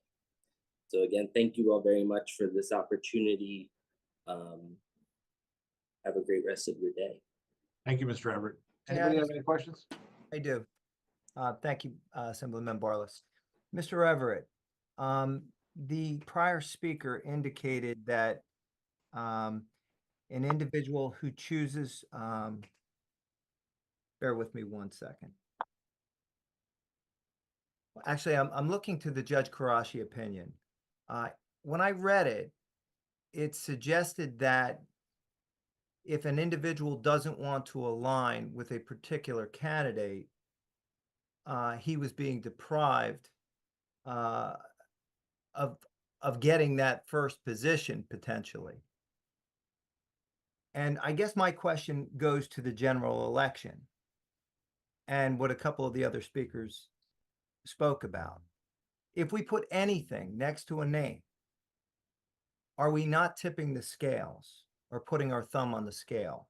So shouldn't we be just putting names and not grouping in terms of any type of Republican or Democrat? Why are we putting anything on the ballot? I think that's a fantastic question. And I think that's one that our state's attorney general tried to reckon with before the proceedings continued with the federal district court ruling, essentially where Attorney General Matt Platkin stated that the bracketing process and that whole statute he views as unconstitutional. So he could not go to federal district court to defend that. And whether it is the primary election or the general election, every ballot that I've ever voted on, it's very clear at the top of a column which party somebody is a part of. And that's the point of the primary too. The primary is to determine who the party will send forward to the general election. There should not be visibly any sort of visible machinations through symbols or especially through ballot structure. So, Mr. Everett, if somebody doesn't want to associate with a particular party and they just want to have their name, don't you think they're at a disadvantage in a general election if you put anything next to the name? I don't necessarily think that's relevant, mostly because there's an entirely separate process for independent candidates to get themselves onto the general election ballot. But on the ballot itself, on election day, if you have anything next to a name, doesn't it give an advantage? So from what we've seen in New Jersey under the current county line primary ballot design, yeah, that has been giving a very substantial advantage. Well, I'm One talking of- about the general election, Mr. Everett. So for a general election, in terms of party slogan, is that what you're Anything, anything at all. Are you suggesting we should just have a name at the general election and nothing else? I'm not asserting myself one way or the other for the general election. But that's what I'm asking, because we're doing a ballot design for both the primary and the general. And you said earlier, you know, for the primary, it's important, but not for the general election. So I'm trying to get an understanding. Shouldn't we look at it like putting nothing next to a name on the general? I do believe that in the Third Circuit Court of Appeals discussion, I listened to that on YouTube.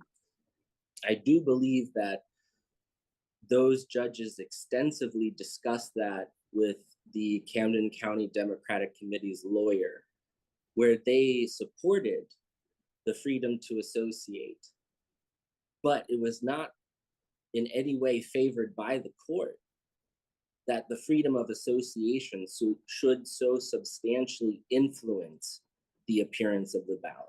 So one last question, Mr. Barlas, I'm sorry. I'm asking for your opinion, Mr. Everett. Should we have anything other than the name in the general election on the ballot? The most important thing would be the name. The second most important thing would be party affiliation. And that's my question. Should we put the party affiliation at the general election ballot on that? And if your answer is yes, isn't that putting a thumb on the scale versus somebody who is not affiliated with the party? I don't think so, because I do very much believe we are conflating two very different scenarios where the primary election is much less attended to than the general election, whether it's a gubernatorial election, whether it's a presidential election, what have you. And when in the past in New Jersey, there has been optically advantageous placement on the ballot for some individuals versus others. That is why we are here today discussing this. When we want to consider the general election and whether or not we're going to put anything else next to people's names there, I think that having party affiliation is fine. And I think in primary elections, the federal district court, as well as the Third Circuit Court of Appeals, was very clear that slogans is totally fine too. But to arrange a ballot to so heavily give an advantage to some individuals versus others, that is what was ruled unconstitutional. All right. Thank you. Anyone else? Mr. Everett, thank you for taking the time to be here today. Thank you. Next up is Ms. Erica Malinowski.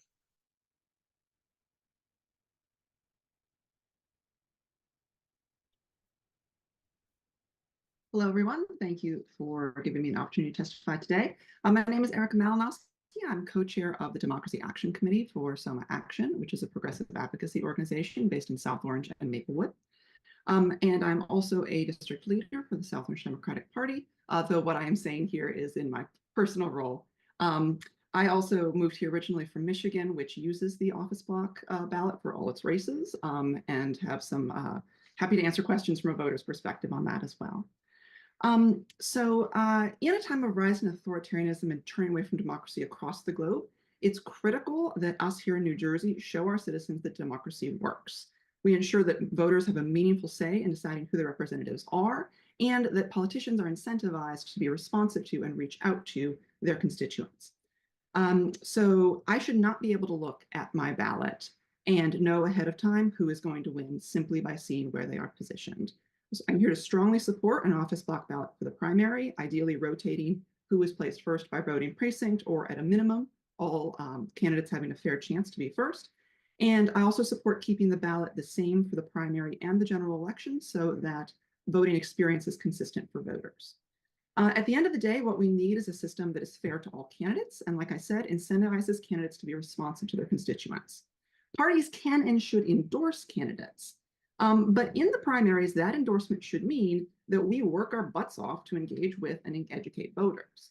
If voters are getting to the ballot and they don't know who to vote for without slogans and party markers, that means we're not doing our job and we don't have a healthy democracy. The fix for that is for us to get out, talk to our neighbors, and build an actual democracy where ordinary people are engaged in solving problems and have a meaningful connection to their elected representatives. If that is our problem and we're not doing that, then putting party slogans on the ballot isn't the fix for that. Especially in the primaries, it's been really, really disappointing moving here from states that have the more typical office block system to simply see that when my elected officials are deciding whether they're going to run and all those sorts of things, to watch them reach out to the party and care about the party and not care about the voters. And that is a problem. I'd also like to add, as a side note, my municipality has requested to be allowed to use ranked choice voting in municipal and school board elections. As the state transitions to office block, I urge the legislature to include language allowing municipalities who wish to use ranked choice voting to do so if their voters wish to. Thank you. Thank you, Ms. Malinowski. Anyone have any questions? No? Okay. Yes, I actually do, Yes. Vice Chair. Yes. I think she brings up a topic that we're going to eventually have to speak about post designing this ballot, and that's educating the public. And so I guess my question to her and everyone on the panel is, how do we feel on the best practices to get the new ballot design education to the public? Because as we know culturally, the line has been in New Jersey for quite some time. I serve in Hudson County. The line has been the way things have been done here. And now that we move away from that, we are going to have to aggressively educate the community as to how to vote, to remind them that the line does not exist. A lot of people will think that it's a trick because they've been trained for so many years to vote the line. So what is the best practice to educate our communities as to whatever our new ballot design will be? Because we will need to educate them so that they know what a new design looks like, and furthermore, and more importantly, how to vote in a new ballot. Yeah, to respond to that, I mean, we have this district leader system set up for both of the parties, where my district is my neighbors. And so, I'm out there being like, hey, this is how it works. It would not be difficult for me and my partner to go and knock on all our neighbors' doors and be like, hey, here's the system. Also, we did just transition in the primary. We had a different ballot. Some counties looked more like an office block ballot. Some counties looked more like the line with a little bit of space in between. I will say, coming from other states that do this routinely, it's just not a big deal. It's pretty straightforward. You look there and do it, and people figure it out. I think the one place where there's going to be need to be more consideration is where you have vote for two, and the number of people you're voting for changes in each time. So education around that. I do know that the machines, if I understand correctly, do have some capacity to tell people if they are overvoting or undervoting and to prompt them there. So there are the backups there. I know there are many, many advocacy groups, especially now, that are also, like I said, I'm part of Selma Action. We are available to help do that education. I think when I go around, doing canvassing, I see flyers from 4 different independent groups trying to get out the vote in the election. And I think there's a lot of capacity to help voters and a lot of people who are very motivated to help voters understand how to vote. So it sounds like the best approach would be by way of the very campaign, right? Through your district leadership, through local community, grassroots organizations, and so on and so forth, right? Well, it's okay. Yeah, it's not mutually exclusive. We should absolutely do that. That is my wheelhouse, and so that's what I default to and then talk about. But public education campaigns, doing things through the county clerk, the advertisements, whatever, throw it all at the wall, and you only need one of it to stick. Thank you. Thank you. Thank you. Anyone else? Thank you, Ms. Malowski. Is it Malinowski or Malinowski? I didn't want to get it wrong the whole time. It is Malinowski, no W, no relation to the congressman. Okay, sounds good. Thank you. Ms. Amber Reed, you're next. Thank you. Sorry, can you hear me? Yep, Thank you, there Chair you are. Bartlett. Hi. Thank you, Chair Wimberly. Thank you, committee members. My name is Amber Reed, and I'm the president of AAPI New Jersey, our state's largest Pan-Asian grassroots organization. Through our nonpartisan civic engagement work, we seek to address the historic underrepresentation of Asian Americans in really all levels of democratic participation, from our voting booths to representation in government. Statewide, we hold just 3% of elected offices at the county level and above, even though we're 11% of New Jersey's population and growing, making Asian Americans the most disproportionately underrepresented major racial demographic in our state. So we're here today to ask you, a diverse group of dedicated legislators who have been trusted by voters to promote and safeguard an inclusive multiracial democracy, to commit to upholding a simple office block ballot design for primary elections that does not unfairly advantage any candidate over another. 30% of Asian Americans in New Jersey identify as being limited English proficient, and about 83% speak a language other than English at home. Asian American voters are also disproportionately naturalized citizens and first-time voters. Data from 2020 showed that 74% of Asian American voters were naturalized in the general, compared to 10% of the general voting population. Unnecessarily complex, non-intuitive ballot designs that make it confusing to understand which candidates are competing for this.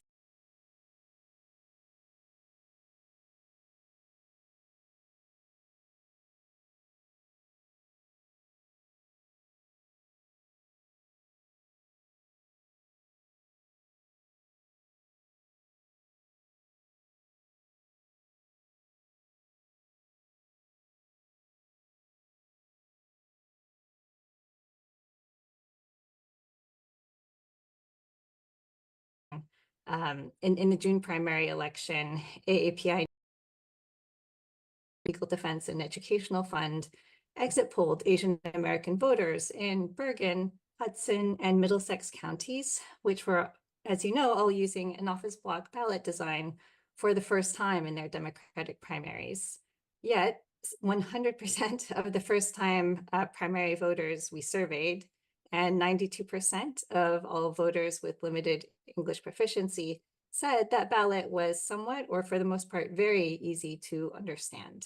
And I would just like to echo calls by other speakers for user-centered design and user testing that includes a focus on language access. So seeing how it reads in Korean, Gujarati, Spanish, other languages that will be eventually required under the VRA, federal or hopefully state in New Jersey, like, Chinese, simplified Chinese. I'd like to close by observing that many Asian Americans have come to this country to escape oppressive regimes or liberal democracies that are controlled by powerful one-party systems who predetermine the outcomes of elections through unfair means. So when they enter a voting booth in our state, let's ensure that they see a ballot that instills confidence in America's commitment to true democracy, fairness, accessibility, and a political system that's more invested in engaging with voters than tipping the scales by the ballot design. Thank you. Thank you, Ms. Reed. Anyone have any questions? No? Okay. Next person up. Sorry, I do, is- Chairman. Yes, I'm sorry. Go ahead, Assemblywoman.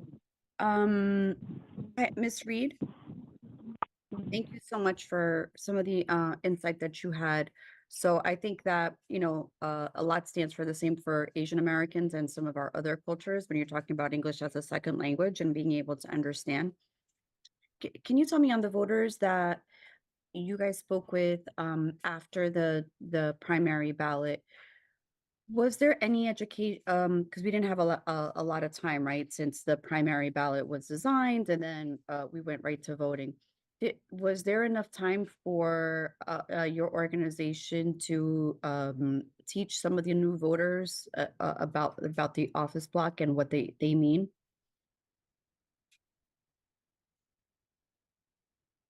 That wasn't really, I don't think it was an issue for them because a lot of them were voting for the first time. And what they actually ended up seeing in the voting booth was a ballot that's sort of like the ballot they would expect to see, right? It's like a list of names and you pick one of the names. Okay. Whereas the county line where it's scattered all over tends to be more difficult to understand, like, is this person running for the same thing as this person who's way over here? And am I allowed to vote for that person way over there if they're not in a line with lots of other people? You know, I think that's where that's more confusing and requires more education. Okay, so also because I think there's a difference, right? It was the first time that they were actually seeing it. So for them, it became more of a natural uh ballot selection, correct? Yeah, I think it'd be interesting to do for your committee to do some user testing with first time voters or new voters, newly naturalized voters, and see, put both designs you're considering in front of them and see which one seems harder for them to understand, especially the limited English proficient voters. And I'm just asking because my parents are my dad speaks a lot more English. My mom doesn't. And I guess because they were used to the opposite, right? The line, that's what they kind of grew up once they became naturalized. That's what they've kind of been used to. So for them, seeing it in the office and then trying to figure out like how many people, like they did have help at the polls. And as I was younger, I was like you said, I used to be I was brought everywhere in order to translate and to fill out documentation. A lot of us first generation are the ones that do that. So I think for them, they were just taken aback by like how many people, right? Because depending on what election, like if it's a board of ed, you have to pick 3 people, right? At least for us. And then for them, they were like confused as to certain offices, like do they just pick 1? Do they pick 2? So I guess like for them, it was a little bit different than the first time voters with regards to their education and how that they need to move forward in voting. Yeah, I wonder if the sample ballots that are sent by, I believe most counties ahead of time would help there. And I also love, shout out to Professor Rubin for her suggestion that we invest in voter education as states like Washington and California do. Because I think you're right, you're probably right. It might be an adjustment for people. Yeah, so I think it's both ways. All right, thank you. I'm always just curious to kind of hear the opposite. So I really appreciate it. Thank you, Simon. Anyone else? No, thank you, Ms. Reed. Next up is Ms. Anjali Marodra.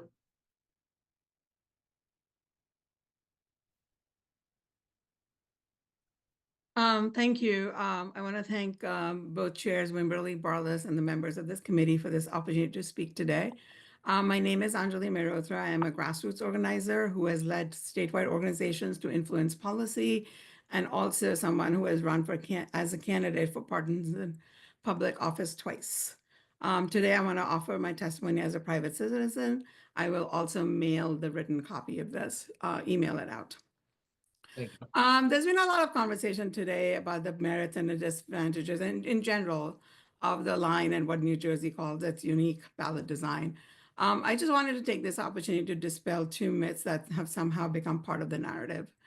The first is that the line, or as I'm going to refer to it, organizational support, because that is what it actually represents, hurts women and candidates of color. The fact that this is often used as an argument for equity and gender parity is disappointing, frankly, even a little infuriating. The truth is that competitive primaries without any organizational support for candidates is probably going to hurt women and candidates of color.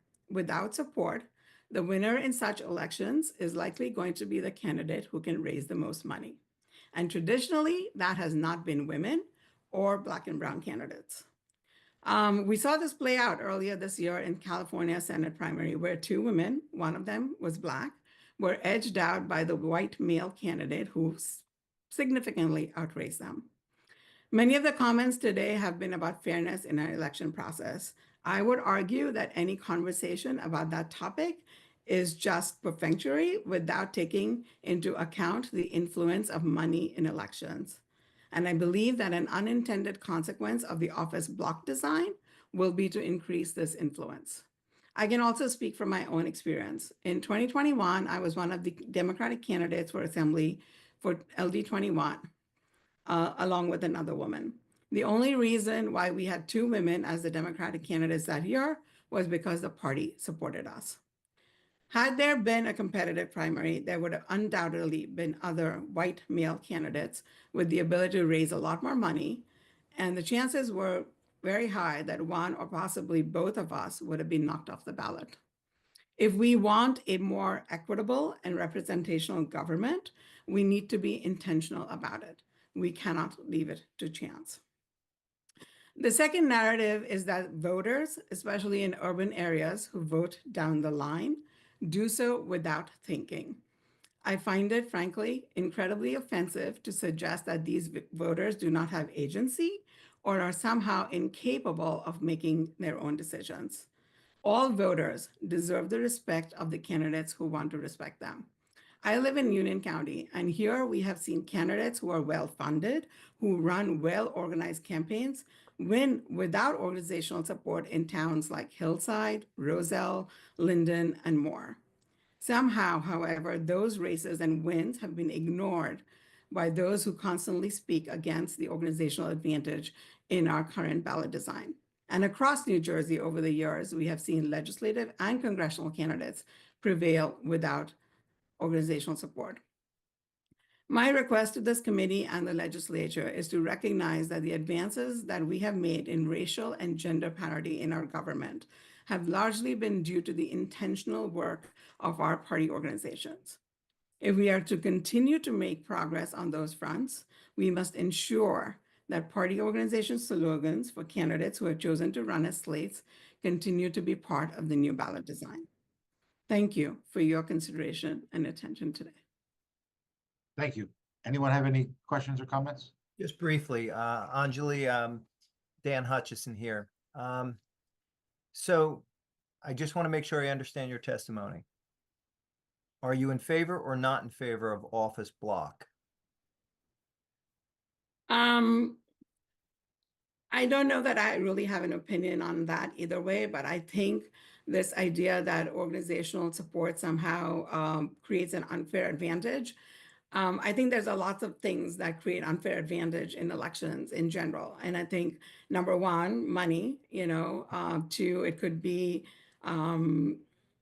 ethnicity, depending on your constituency. There are lots of different things. To pick on this one thing as being the one thing that somehow puts the thumb on elections, I think is wishful thinking. To be honest, as a woman, as an immigrant, as somebody of color who has run for partisan election, I can tell you that there are a lot of disadvantages and barriers that I faced. So I understand your comments, I think. So you're in favor of the slogan. That I think is clear, correct? Absolutely. Without the slogan, it becomes a money contest. Right. And it disadvantages other individuals. Right. Okay. Yeah. Thank you very much. I appreciate it. Thank you. Thank you, Senator. Anyone else? Yeah, Co-Chair. Yes, sir. Just a quick question, Harry, and obviously it would be a concern, and I hear her saying that, gender and color plays a major factor. I just like to know, what do you think in particularly was your impeded your election the most? Sorry, what was the last question? Could you repeat? What impeded you when you're saying gender and race and, what do you think impeded your election, the most? Honestly, I think the ability to raise money. As I noted before, I'm an immigrant. So being an immigrant, I came here when I was 19. I didn't go to high school here. I wasn't born here. So I don't have family and a network, going back to when I was born that I could reach out to raise money. I also chose to leave the workforce to raise my family, which meant that I also did not have, that network. So I think not recognizing at the same time, do I think I was a great candidate? I mean, I've worked on policy. I was running for the assembly. I do think I was a great candidate. I understand the process. I'm well educated. But I think we need to recognize that if I did not have organizational support, if I did not have Democratic Party, helping me So you think the fund the election, that would have been a real the issue. organizational support paid more interest in who you were? Right. Okay, thank you. Thank you. Thank you, Co-Chair. Anyone else? No. Thank you, Ms. Maroda. Thank you. Next up, Ms. Yale Nev. Hi, excellent timing. Hey, there you go. Hi, so my name is Yael Niv, and I'm the president of the Good Government Coalition of New Jersey. The Good Government Coalition of New Jersey is a nonpartisan grassroots group whose mission is to strengthen democracy by working with residents across our state to bring greater transparency, accountability, and participation to our state and local governments. In my position as president of GGCNJ, as we fondly call it, I've traveled up and down the state and met with thousands of voters to talk about our primary election ballots. We started doing this way back in 2017. And everywhere I heard one thing: voters in New Jersey want fair ballots where no one is putting a thumb on the scale, like the ballots in almost every other state. Voters who used to live in other states are shocked at how confusing and undemocratic our current primary ballots are. Rigging ballots in favor of one candidate or the other doesn't make for strong parties. Fair primary ballots make for a stronger democracy. They engage voters who then support their candidate through the general election as well. And we've seen one recent example: Senator-elect Andy Kim, who was basically the voters' candidate. He would not have been our candidate this past Tuesday had we had a line in the recent primary. He won with a larger margin than Kamala Harris did in New Jersey. People were really energized by his candidacy. I know I went out to canvass for him, etc. So yes, competitive primaries cost money, but this means that voters get to choose the candidate that will best represent them. And after donating to the primary, they donate even more time and effort and money in the general election. Fair ballots, as you've heard from many others, are simple and easy to draw and to use. They have blocks for each office with a clear title of the office and how many to vote for on top, and then underneath the names of the candidates only. No slogans or other differentiations.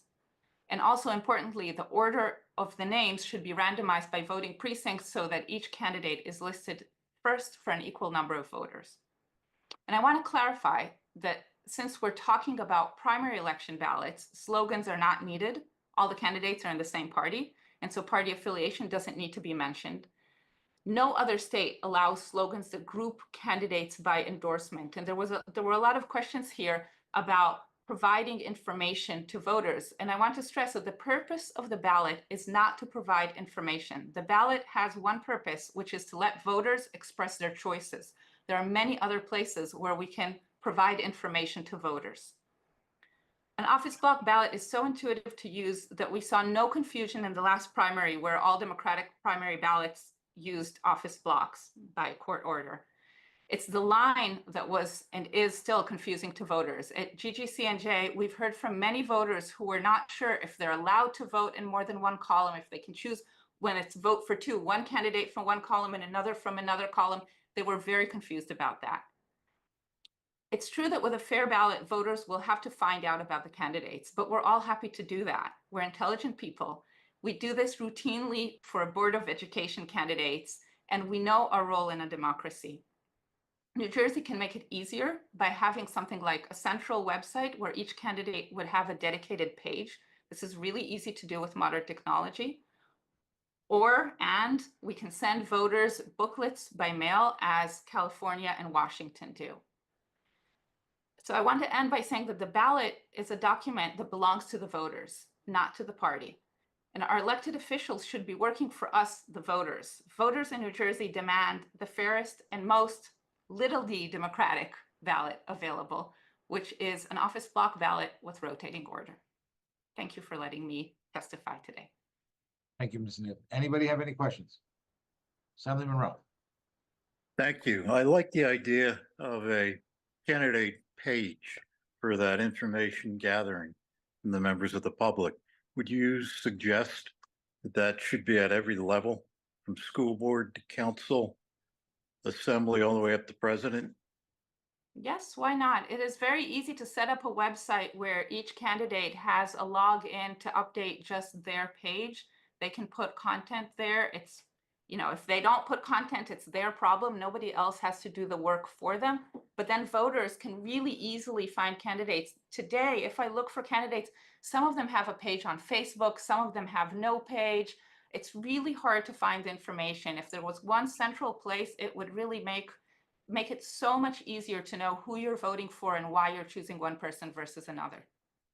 Maintained by the Board of Elections or such similar entity? Exactly, exactly. Thank you. Thank you. Thank you, Simon. Anyone else? No, thank you, Mrs. for your time today. Thank you. Next up, Ms. Rebecca Shear. Hi, thanks for the opportunity to testify. My name is Rebecca Shear. I live in Maplewood in Essex County. I'm also the vice chair of our local Maplewood Democratic Committee, although I'm speaking today only on behalf of myself and not on behalf of our local political organization. Although I feel that many members of our committee and certainly many voters in Maplewood would agree with what I'm about to say, and also that our local Democratic Committee did unanimously pass a resolution opposing the county line and unanimously voted to allow all local candidates endorsed, whether they're endorsed by us or not, to appear on the county line when we had a county line. So in Maplewood, we sway heavily Democratic. We have over 18,000 registered voters. Of those, nearly 70% are registered as Democrats. Only 5% are registered as Republicans. Preliminary numbers from the clerk's office show that in Tuesday's election, 90% of Maplewood voters voted for Harris, 89% voted for Andy Kim, 90% voted for Mikey Sherrill. Most significantly, nearly 100% voted for our local township committee candidates, as they did not have a Republican challenger. Since I moved here nearly 10 years ago, I don't think anyone's run locally as a Republican. We don't have a local Republican committee that I'm aware of. So in Maplewood, the winner of our election is determined in our primary. Our general elections are so very rarely competitive, and our voters deserve competitive elections. It drives up turnout, it drives up interest in the race, and it allows voters to become familiar with the candidates. It gives voters agency and a stake in who is elected.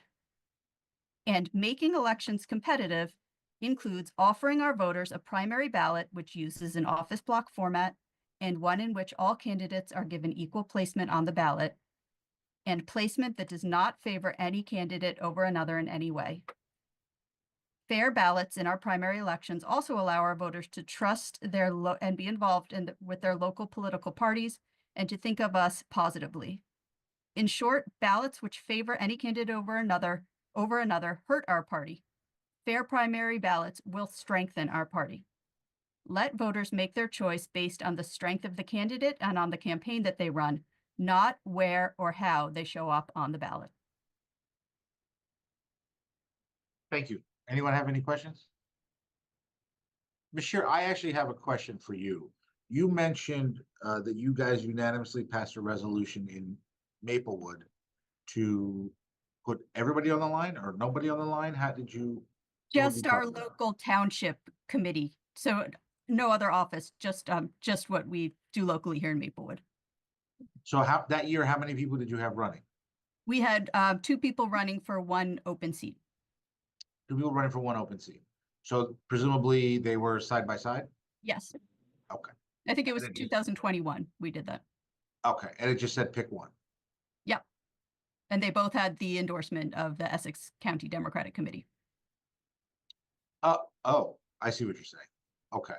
We endorsed, and that's another thing that we voted to do, endorse more than one candidate in our local races so that the choice is given to voters so that we can support, and some other people have mentioned on here that party endorsement involves more than just placement on the ballot or slogan. It involves offering them money and other resources and support. So we endorse more than one candidate, more candidates than there are open seats for, so that we can give them all support and offer that choice to the voter, that we're not making it on behalf of the voters.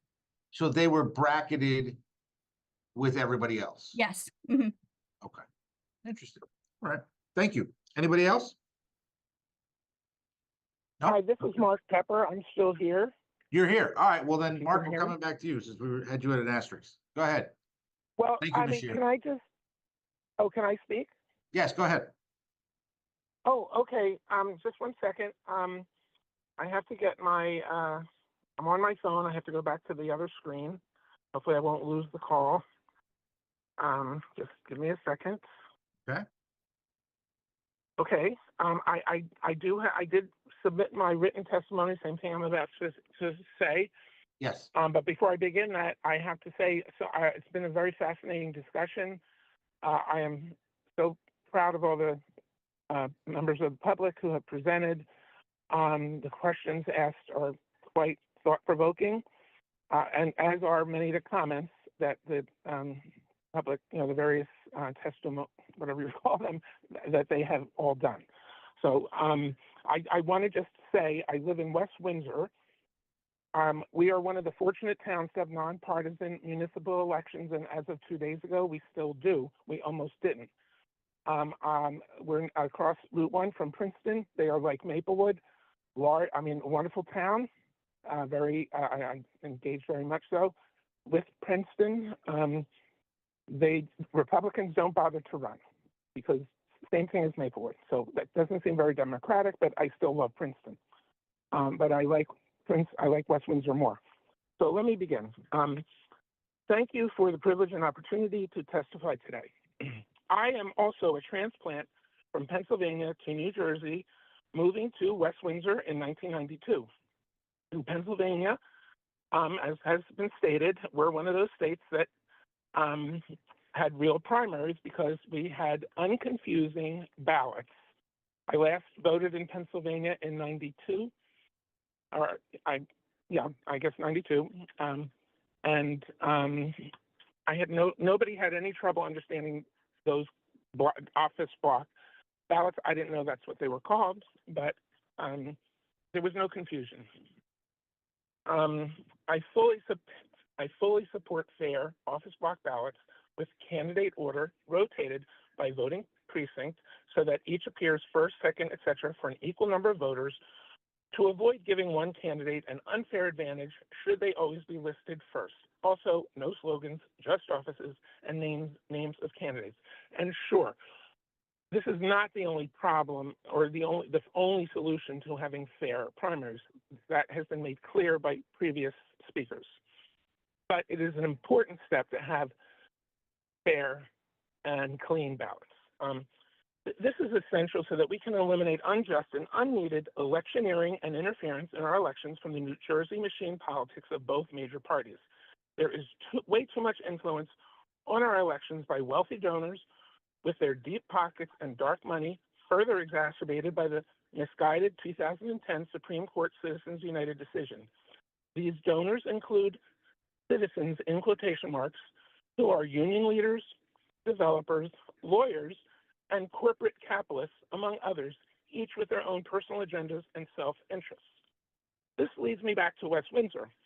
A large group of West Windsor residents formed a determined coalition of engaged voters and taxpayers, including Democrats, Republicans, independents, and unaffiliated, whose common bond is a shared sense of fairness, common sense, love of our township, but also revulsion towards the current state of corrupt, dysfunctional, partisan politics that is destroying our state and country. What we accomplished in a matter of a few months was to tell the Democratic political machine of Mercer County and New Jersey to go take a hike. We resoundingly rejected a ballot question, 65% to 35%. Mark, I need you to stay on what we're talking about, please. Well, this is related. Designed to reintroduce partisan politics to West Windsor municipal elections. The pro-partisan effort was backed by a small group of West Windsor Democrats and a large group of outsiders. It was fully endorsed and largely funded by just about all the elected Democratic officials in Mercer County, party bosses from Mercer County, and other New Jersey counties. union leaders, and even a New Jersey law firm that provided the dark money pact. This is definitely related because it speaks to the problem with the elections in New Jersey, which goes beyond the ballot design. This Well, we're here, alliance was I understand what you're clearly- saying, but we're here to talk about ballot design, so I just need you to keep it on that. So I was an original supporter of Christine Conforti. I was one of the people who encouraged her to file her lawsuit. I've been a member of the Good Government Coalition since its inception. Working on, and they've been just like the group in West Windsor. They have been working for years, and have also successfully told both the Democrat and Republican New Jersey party boss system to take a hike and take your hands and thumbs off of our ballots. As Yale said, the ballot is a government document and it belongs to us, the citizens, not to either political party. Please do the right thing now. Finish the job. Create a fair office block primary ballot that we, the people in New Jersey, deserve. We demand fair and real, not fake, uncontested primaries that we can actually elect the leaders that the voters select, not the party bosses. And I will reemphasize, in Pennsylvania, there was plenty of corruption, but not about the ballot design. And this just is, it's unfathomable. When I moved here in 1992, the first thing I couldn't understand were the primaries. And as I've educated myself, now I know what's rotten in New Jersey, and it's the ballot design, along with a lot of other stuff. Thank you. Thank you very much for your time. Anyone have any questions? No. Thank you, Mark. Next up You're is welcome. Lisa Van Dever.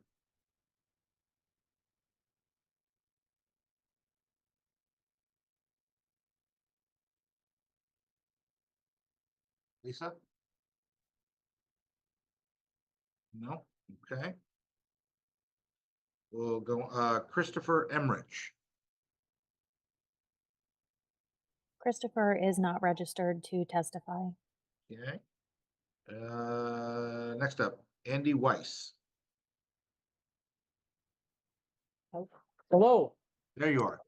Morning or afternoon, I guess. good morning, and thank you for this meeting. Respectfully, the unfair Democratic county line ballots are responsible for entrenched political machines and county bosses in New Jersey. The federal judge ruled that the Democrat county line ballot design was unconstitutional.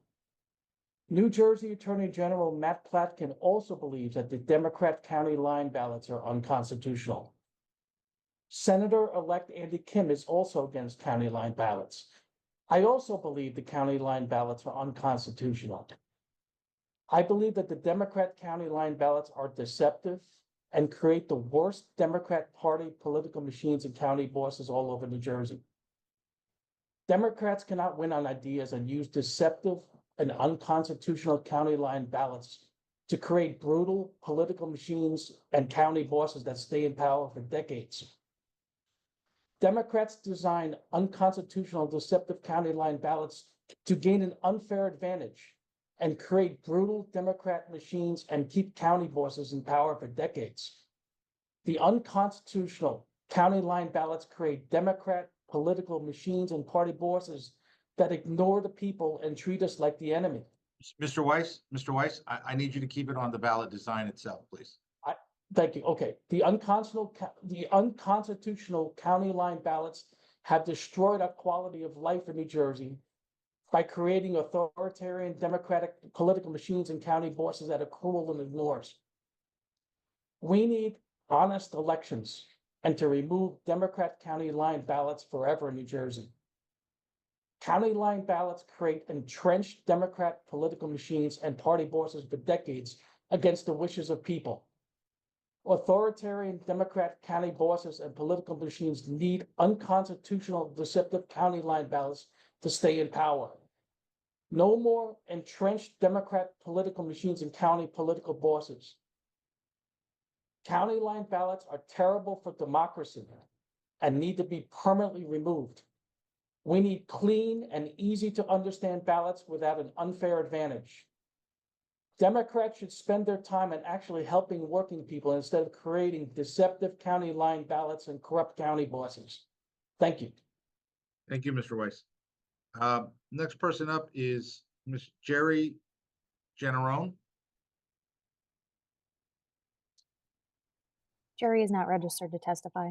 Okay, all right, thank you. Next up, Ms. Mara Novak. Okay, hold on. All right. Can you see me? We hear- can, and we can All hear right, you. great. Hello, Chair Wimberly and Chair Barlas and the rest of the members of the committee. I'm Mara Novak. I'm a co-executive director of NJ 11th for Change. We're an unaffiliated grassroots group that has worked steadfastly since 2017 to support and advocate for all people of New Jersey's 11th district and beyond statewide. One of the things in our mission statement is a quote from Thomas Jefferson, who said, "Whenever the people are well informed, they can be trusted with their own government." And at NJ 11th for Change, we trust that an informed community is a strong community. Much of our work happens during election cycles, where we work to inform the community about the election process. And we've consistently advocated for ending the party line on our primary ballots and move to office block ballots. We believe that the office block ballots are fair, they're easy to read and understand, and are inherently more small d democratic. And has been mentioned by other speakers, there have been NJ counties that have been using office block ballots for years without any trouble. So we think it's something that we should have. I mean, we believe in a statewide consistent ballot, but also that they should be office block. In addition, we believe that every individual candidate running for office should have an equal opportunity to appear in the first position on the ballot. So there should be no ballot position advantages for incumbency, for example. We think that ballots should be designed so that there is randomization or rotation of candidates by voting precinct to account for ballot order effects. And we think that can be done now that we have electronic ballot machines. That should be not too difficult to do. And then this kind of is relevant in terms of some of the conversation we've had in terms of voter education. We support the idea of sending out voter guides with short statements from all candidates on a ballot as a way to help voters be more informed about their choices. Me personally, as somebody in leadership, I field questions during the election cycle all the time about who is this candidate? I have no idea, and there isn't any information. And I believe another speaker mentioned that there should be, I think that should be printed and sent to every voter, but that also it should be something that's available on a county clerk's website or a Board of Elections website so that people can easily access information about the candidates. And that's just not available consistently right now. And then finally, we support moving to electronic ballot drawings. I've attended a few of them, and the current system is, I mean, certainly in Essex and Morris, where I've seen them, it's really quaint and old-fashioned. And it's an archaic artifact that needs to be updated. So we need to move into the modern era on doing ballot drawings to make sure that our elections are fair. Thank you. Thank you. Excuse me. Anyone have any questions? No? All right. Thank you very much, Mara. Next up is Ben, and I've been doing well. Zobik? Yeah, Joe Beck. All right. Now, to be fair, I tried. You got a people D, get a Z, and I don't know. I don't know. It's not man. on you. It's on the Polish. Thank you. Go ahead. Well, hello, my name is Ben Jobek. I'm the Executive Director of Climate Revolution Action Network, an organization representing thousands of Gen Z New Jerseyans working to uplift each other and coordinate to fight against the climate crisis. Thank you, Assembly members, for giving me the opportunity to speak today, but to everyone in this room, especially to those who support the county line, I'll be blunt. People see right through this. Young people, in particular, are not fooled. They know this hearing's timing was designed to dodge accountability, and I'm here to make sure our voices are impossible to ignore. The county line system in New Jersey isn't just a ballot design. It's an undemocratic machine. It's a system that directly advantages those who already have power and influence, those who are handpicked by party insiders, while everyone else, especially younger, independent-minded candidates, are cast to the fringes. What does it say about our democracy when we allow a ballot design to dictate the outcome of election before voters even show up? This isn't voter choice, it's voter manipulation. Voters are not confused by anything other than your system. We are not stupid. Please stop implying that. If you cannot win an election with just your name, you do have a first and last name. You did not campaign hard enough, and you should not win. Let's talk about who this impacts the most. Young leaders, new voices, and everyday New Jerseyans who want change. When younger candidates who often lack deep pockets and the connections of the establishment choose to run, they are met with a ballot design that buries them. They are pushed off the line and hidden. It is not just the candidates who suffer, it's the voters, especially young voters who are eager for fresh perspectives and to see through the tired rhetoric of the status quo of politics. These are voters who are robbed of their choice, manipulated into thinking that the county line is the only viable and worthy way. This system does nothing but reinforce the stranglehold of political insiders that ensures the power remains in the hands of the few and that our politics remain stale and disconnected from the needs of real people. Young people, our issues are monumental. Climate change, crushing student debt, housing. These aren't abstract policy debates. They are urgent existential challenges that shape our daily lives. You've had the supermajority for years and have refused to act on anything that matters to us. The results of the system, the results and rebuke of the system shown by the presidential election is on all of us. We need representatives who will fight tooth and nail for us, who understand what it's like to be a young person trying to build a life under the weight of the challenges that we face. By keeping an outdated, manipulated county line system, we are shutting out the very candidates who have the vision and courage to tackle the problems head on. This is not an inconvenience, it's a betrayal of the next generation. It's telling us that we are unwilling or not willing to do anything but fall in line. And our voices do not matter. To those in this body who continue to defend the county line or its influences on the ballot, let's be clear. You support a system that isn't about helping voters. It's about helping yourself.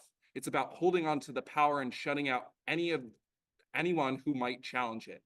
You rigged the game and then stood back and acted as if it's somehow fair. This system allows you to play kingmaker and decide which candidates have a shot. That is not democracy, it's gatekeeping and it's wrong. We deserve better, and young people in this state deserve to see leaders who earn their place, not have it handed to them by a system designed to prop up the chosen few. New Jersey's young people are awake, we are ready for change, and we are done being told to wait our turn, to sit quietly on the sidelines, and to accept that this is how things work. We are done with the county line, and we are done being ignored. If you truly believe in democracy and believe in fair representation, you will eliminate the county line and not seek to recreate it. You'll give New Jersey a ballot that values every candidate equally and a ballot that follows judicial rulings already that have ended the line. A ballot that respects the intelligence and independence of its voters, and a ballot that encourages fresh voices instead of burying them. Thank you. Thank you, Ben. Anyone have any questions for Ben? No, all right, thank you. Next up, Herb Terbus. Hi, thank you, Co-Chair Barles, for the opportunity to testify today. Herb Tarbus, I'm the co-founder of Voter Choice New Jersey, organization with 3,000 supporters across the state. We advocate for ranked choice voting, specifically Senate Bill 1622 and Assembly Bill 4042, authored by Senator Zwicker. And we have 7 municipalities around the state who have endorsed this effort to bring ranked choice voting to municipal and school board elections. We fully endorse the use of office block ballots with random positional randomization as some of the first steps towards protecting our democracy.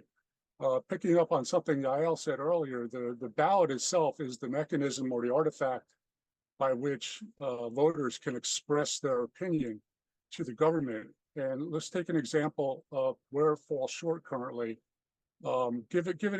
Given a situation where we have 3 people running for an office, someone could go into the voting booth with the opinion that they like candidate A the most, but they would settle for candidate B as a second choice.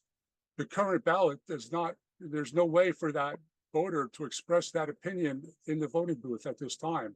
So essentially, the idea of having what's called a single mark ballot infringes on First Amendment rights of free speech in the voting booth. And the solution to that is ranked choice voting, we believe. Ranked choice voting Herb, allow. Herb, I hear what you're saying, but we're only talking about the ballot design. We're not talking about ranked choice voting today. That's correct, but the ballot design, needs to be an office block to facilitate ranked choice voting down the line. Ranked choice voting is a ballot issue. The ballot design has to be able to let voters express their full opinion in the voting booth, and that's something that's not currently done with a current single mark ballot. Ranked choice voting is a multi-mark ballot where voters can express their full opinion in the voting booth. Given that the voters cannot express their full opinion in a voting booth, it has been shown that this leads to an emergent property of polarization within our political system. So I would encourage the committee to adopt the office block ballots as a first step towards reducing the polarization in our political system. Thank you. Thank you. Mary from OLS, I believe that was our last speaker. The only two people I have marked off here, Richard Winger and Jared Hunter. Did they ever come back or no? No, we had a few that didn't actually come into the meeting, but Lisa Vandiver was able to log back in, so she She's should back be in? here. Yep. Okay. Lisa, are you there?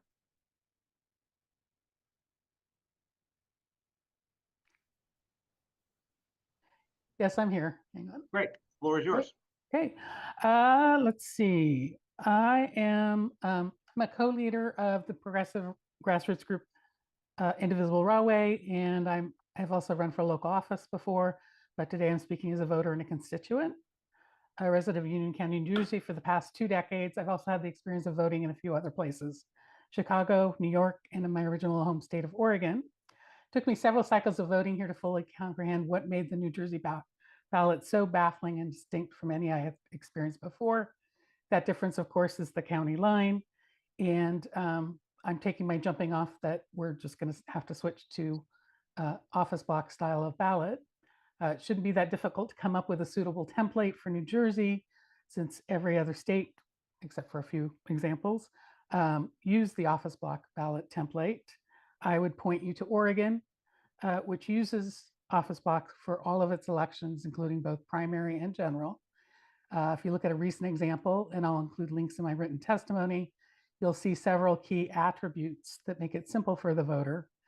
Candidates are grouped according to office sought, from federal on down to state, and then local, and then ballot measures. The ballot is in black and white only, using upper lowercase fonts and flush left in all instances. The top line in each grouping indicates office sought, while the next line in larger font indicates how many candidates should be voted on from that grouping, i.e. vote for 1 or vote for 2, so on and so forth. Candidates are identified individually and solely by name, with the exception of incumbents, who are clearly noted. And in the general election, they do denote party for each candidate. Position within each grouping is determined by a random scrambling of the alphabet applied by the state. As to how voters will know how and for whom to vote, like others have said, we're smart. We can do the research. Like many states, Oregon has a long history of sending out a newsprint voter's guide to every voter in the state. In recent years, they've also implemented an online edition. Every candidate is invited to submit a statement for inclusion. They're limited by length and legal review only, then printed as is. It is up to the voters to sort through the information on their own, make their own decisions as to who will best represent their views. And it's up to the legislators to entrust us, the voters, with that. As I said, I'll be providing links to my examples in my written testimony, and I thank you very much for your time. Thank you very much. I believe that is everyone, unless, Mary, do we have any? Yeah. One second, Assemblyman. Do we have any other testifiers? Nope, that's it. Okay, go ahead. Sorry, Assemblyman Hutchinson. Hi, Lisa. Hi. Thank you very much for coming today. I appreciate that, as well as everybody on here. Question on one of the prior speakers indicated that the ballot is not necessary to provide information. Correct. Then why are we putting incumbent? Why are we putting a party? Why are we putting anything other than the name? Personally, providing the Oregon example for the primary, I think you could do away with incumbent. I imagine that will face some resistance from the committee. I mean, but if By the way, we're we don't really- have that now, just so we're clear, just so Oh, we don't? everybody Okay. understands it. We don't have that now. Okay. if we're really just theoretical Mm-hmm. and we're trying to go from a blank slate to something, which is what I believe everybody here is doing, Right. why would we start by identifying distinguishing features on a ballot if in truth the ballot is not necessary to provide information? I agree. And Yeah. secondly, why would we differentiate between a primary ballot and a general ballot? Well, the primary, you have everyone all in. Like the whole use of slogans, I had never experienced before. And the fact that like the Union County Democrats, that's trademarked, I think is silly. I think we're all Democrats. We're running against each other as Democrats. I don't think that the incumbent designation is necessary. So we could throw that one out. I do feel like when we get to the general, the various parties, I don't know how you would get onto the ballot unless you'd come through a party system. Well, Ross Perot, I don't believe, was part of a party. I could be wrong on that. Yeah, I don't know. But think about from Ross's position, okay? Mhm. Ross wants to go for president. He gets on the ballot. Is he not at a distinct disadvantage if he chooses not to align with a particular party? I mean, if we're theoretical, aren't we just simply saying put the name on there and the voters are smart enough to find out who everybody is? Whoever it is. I could go along with that. I don't know that your parties would be happy with that, but you know, you look at, we have Democrats, we have Republicans, Independent has to go through their own, Green Party, Libertarian. So, Just so so you rather understand- than going all the way across, so I people asked- are, I've had the experience of being in Siberia, so you know, I know what that's like. I ask Put these them all together. questions, Lisa, Yeah. because I want to bring out the theoretical possibilities here so that I can properly evaluate everything. Yeah. Okay. I get where you're coming from. I think it'll be hard for people to let go of those tags, but if you think you can get there, I think that's even simpler. But take a look at the ballot. It's amazing. It's like 2 pages and it has all the information you need there. And the voters pamphlet. When I moved here, I was like, how do you get information on of the candidates? And then I really realized later that the committees were vetting that and just making their decisions. And it was so hard to find out who represented what. Well, it was nice meeting you. Thank you. Thank you very much for your time. Thank you. Any other members of the committee have anything? Co-Chair Wimberly?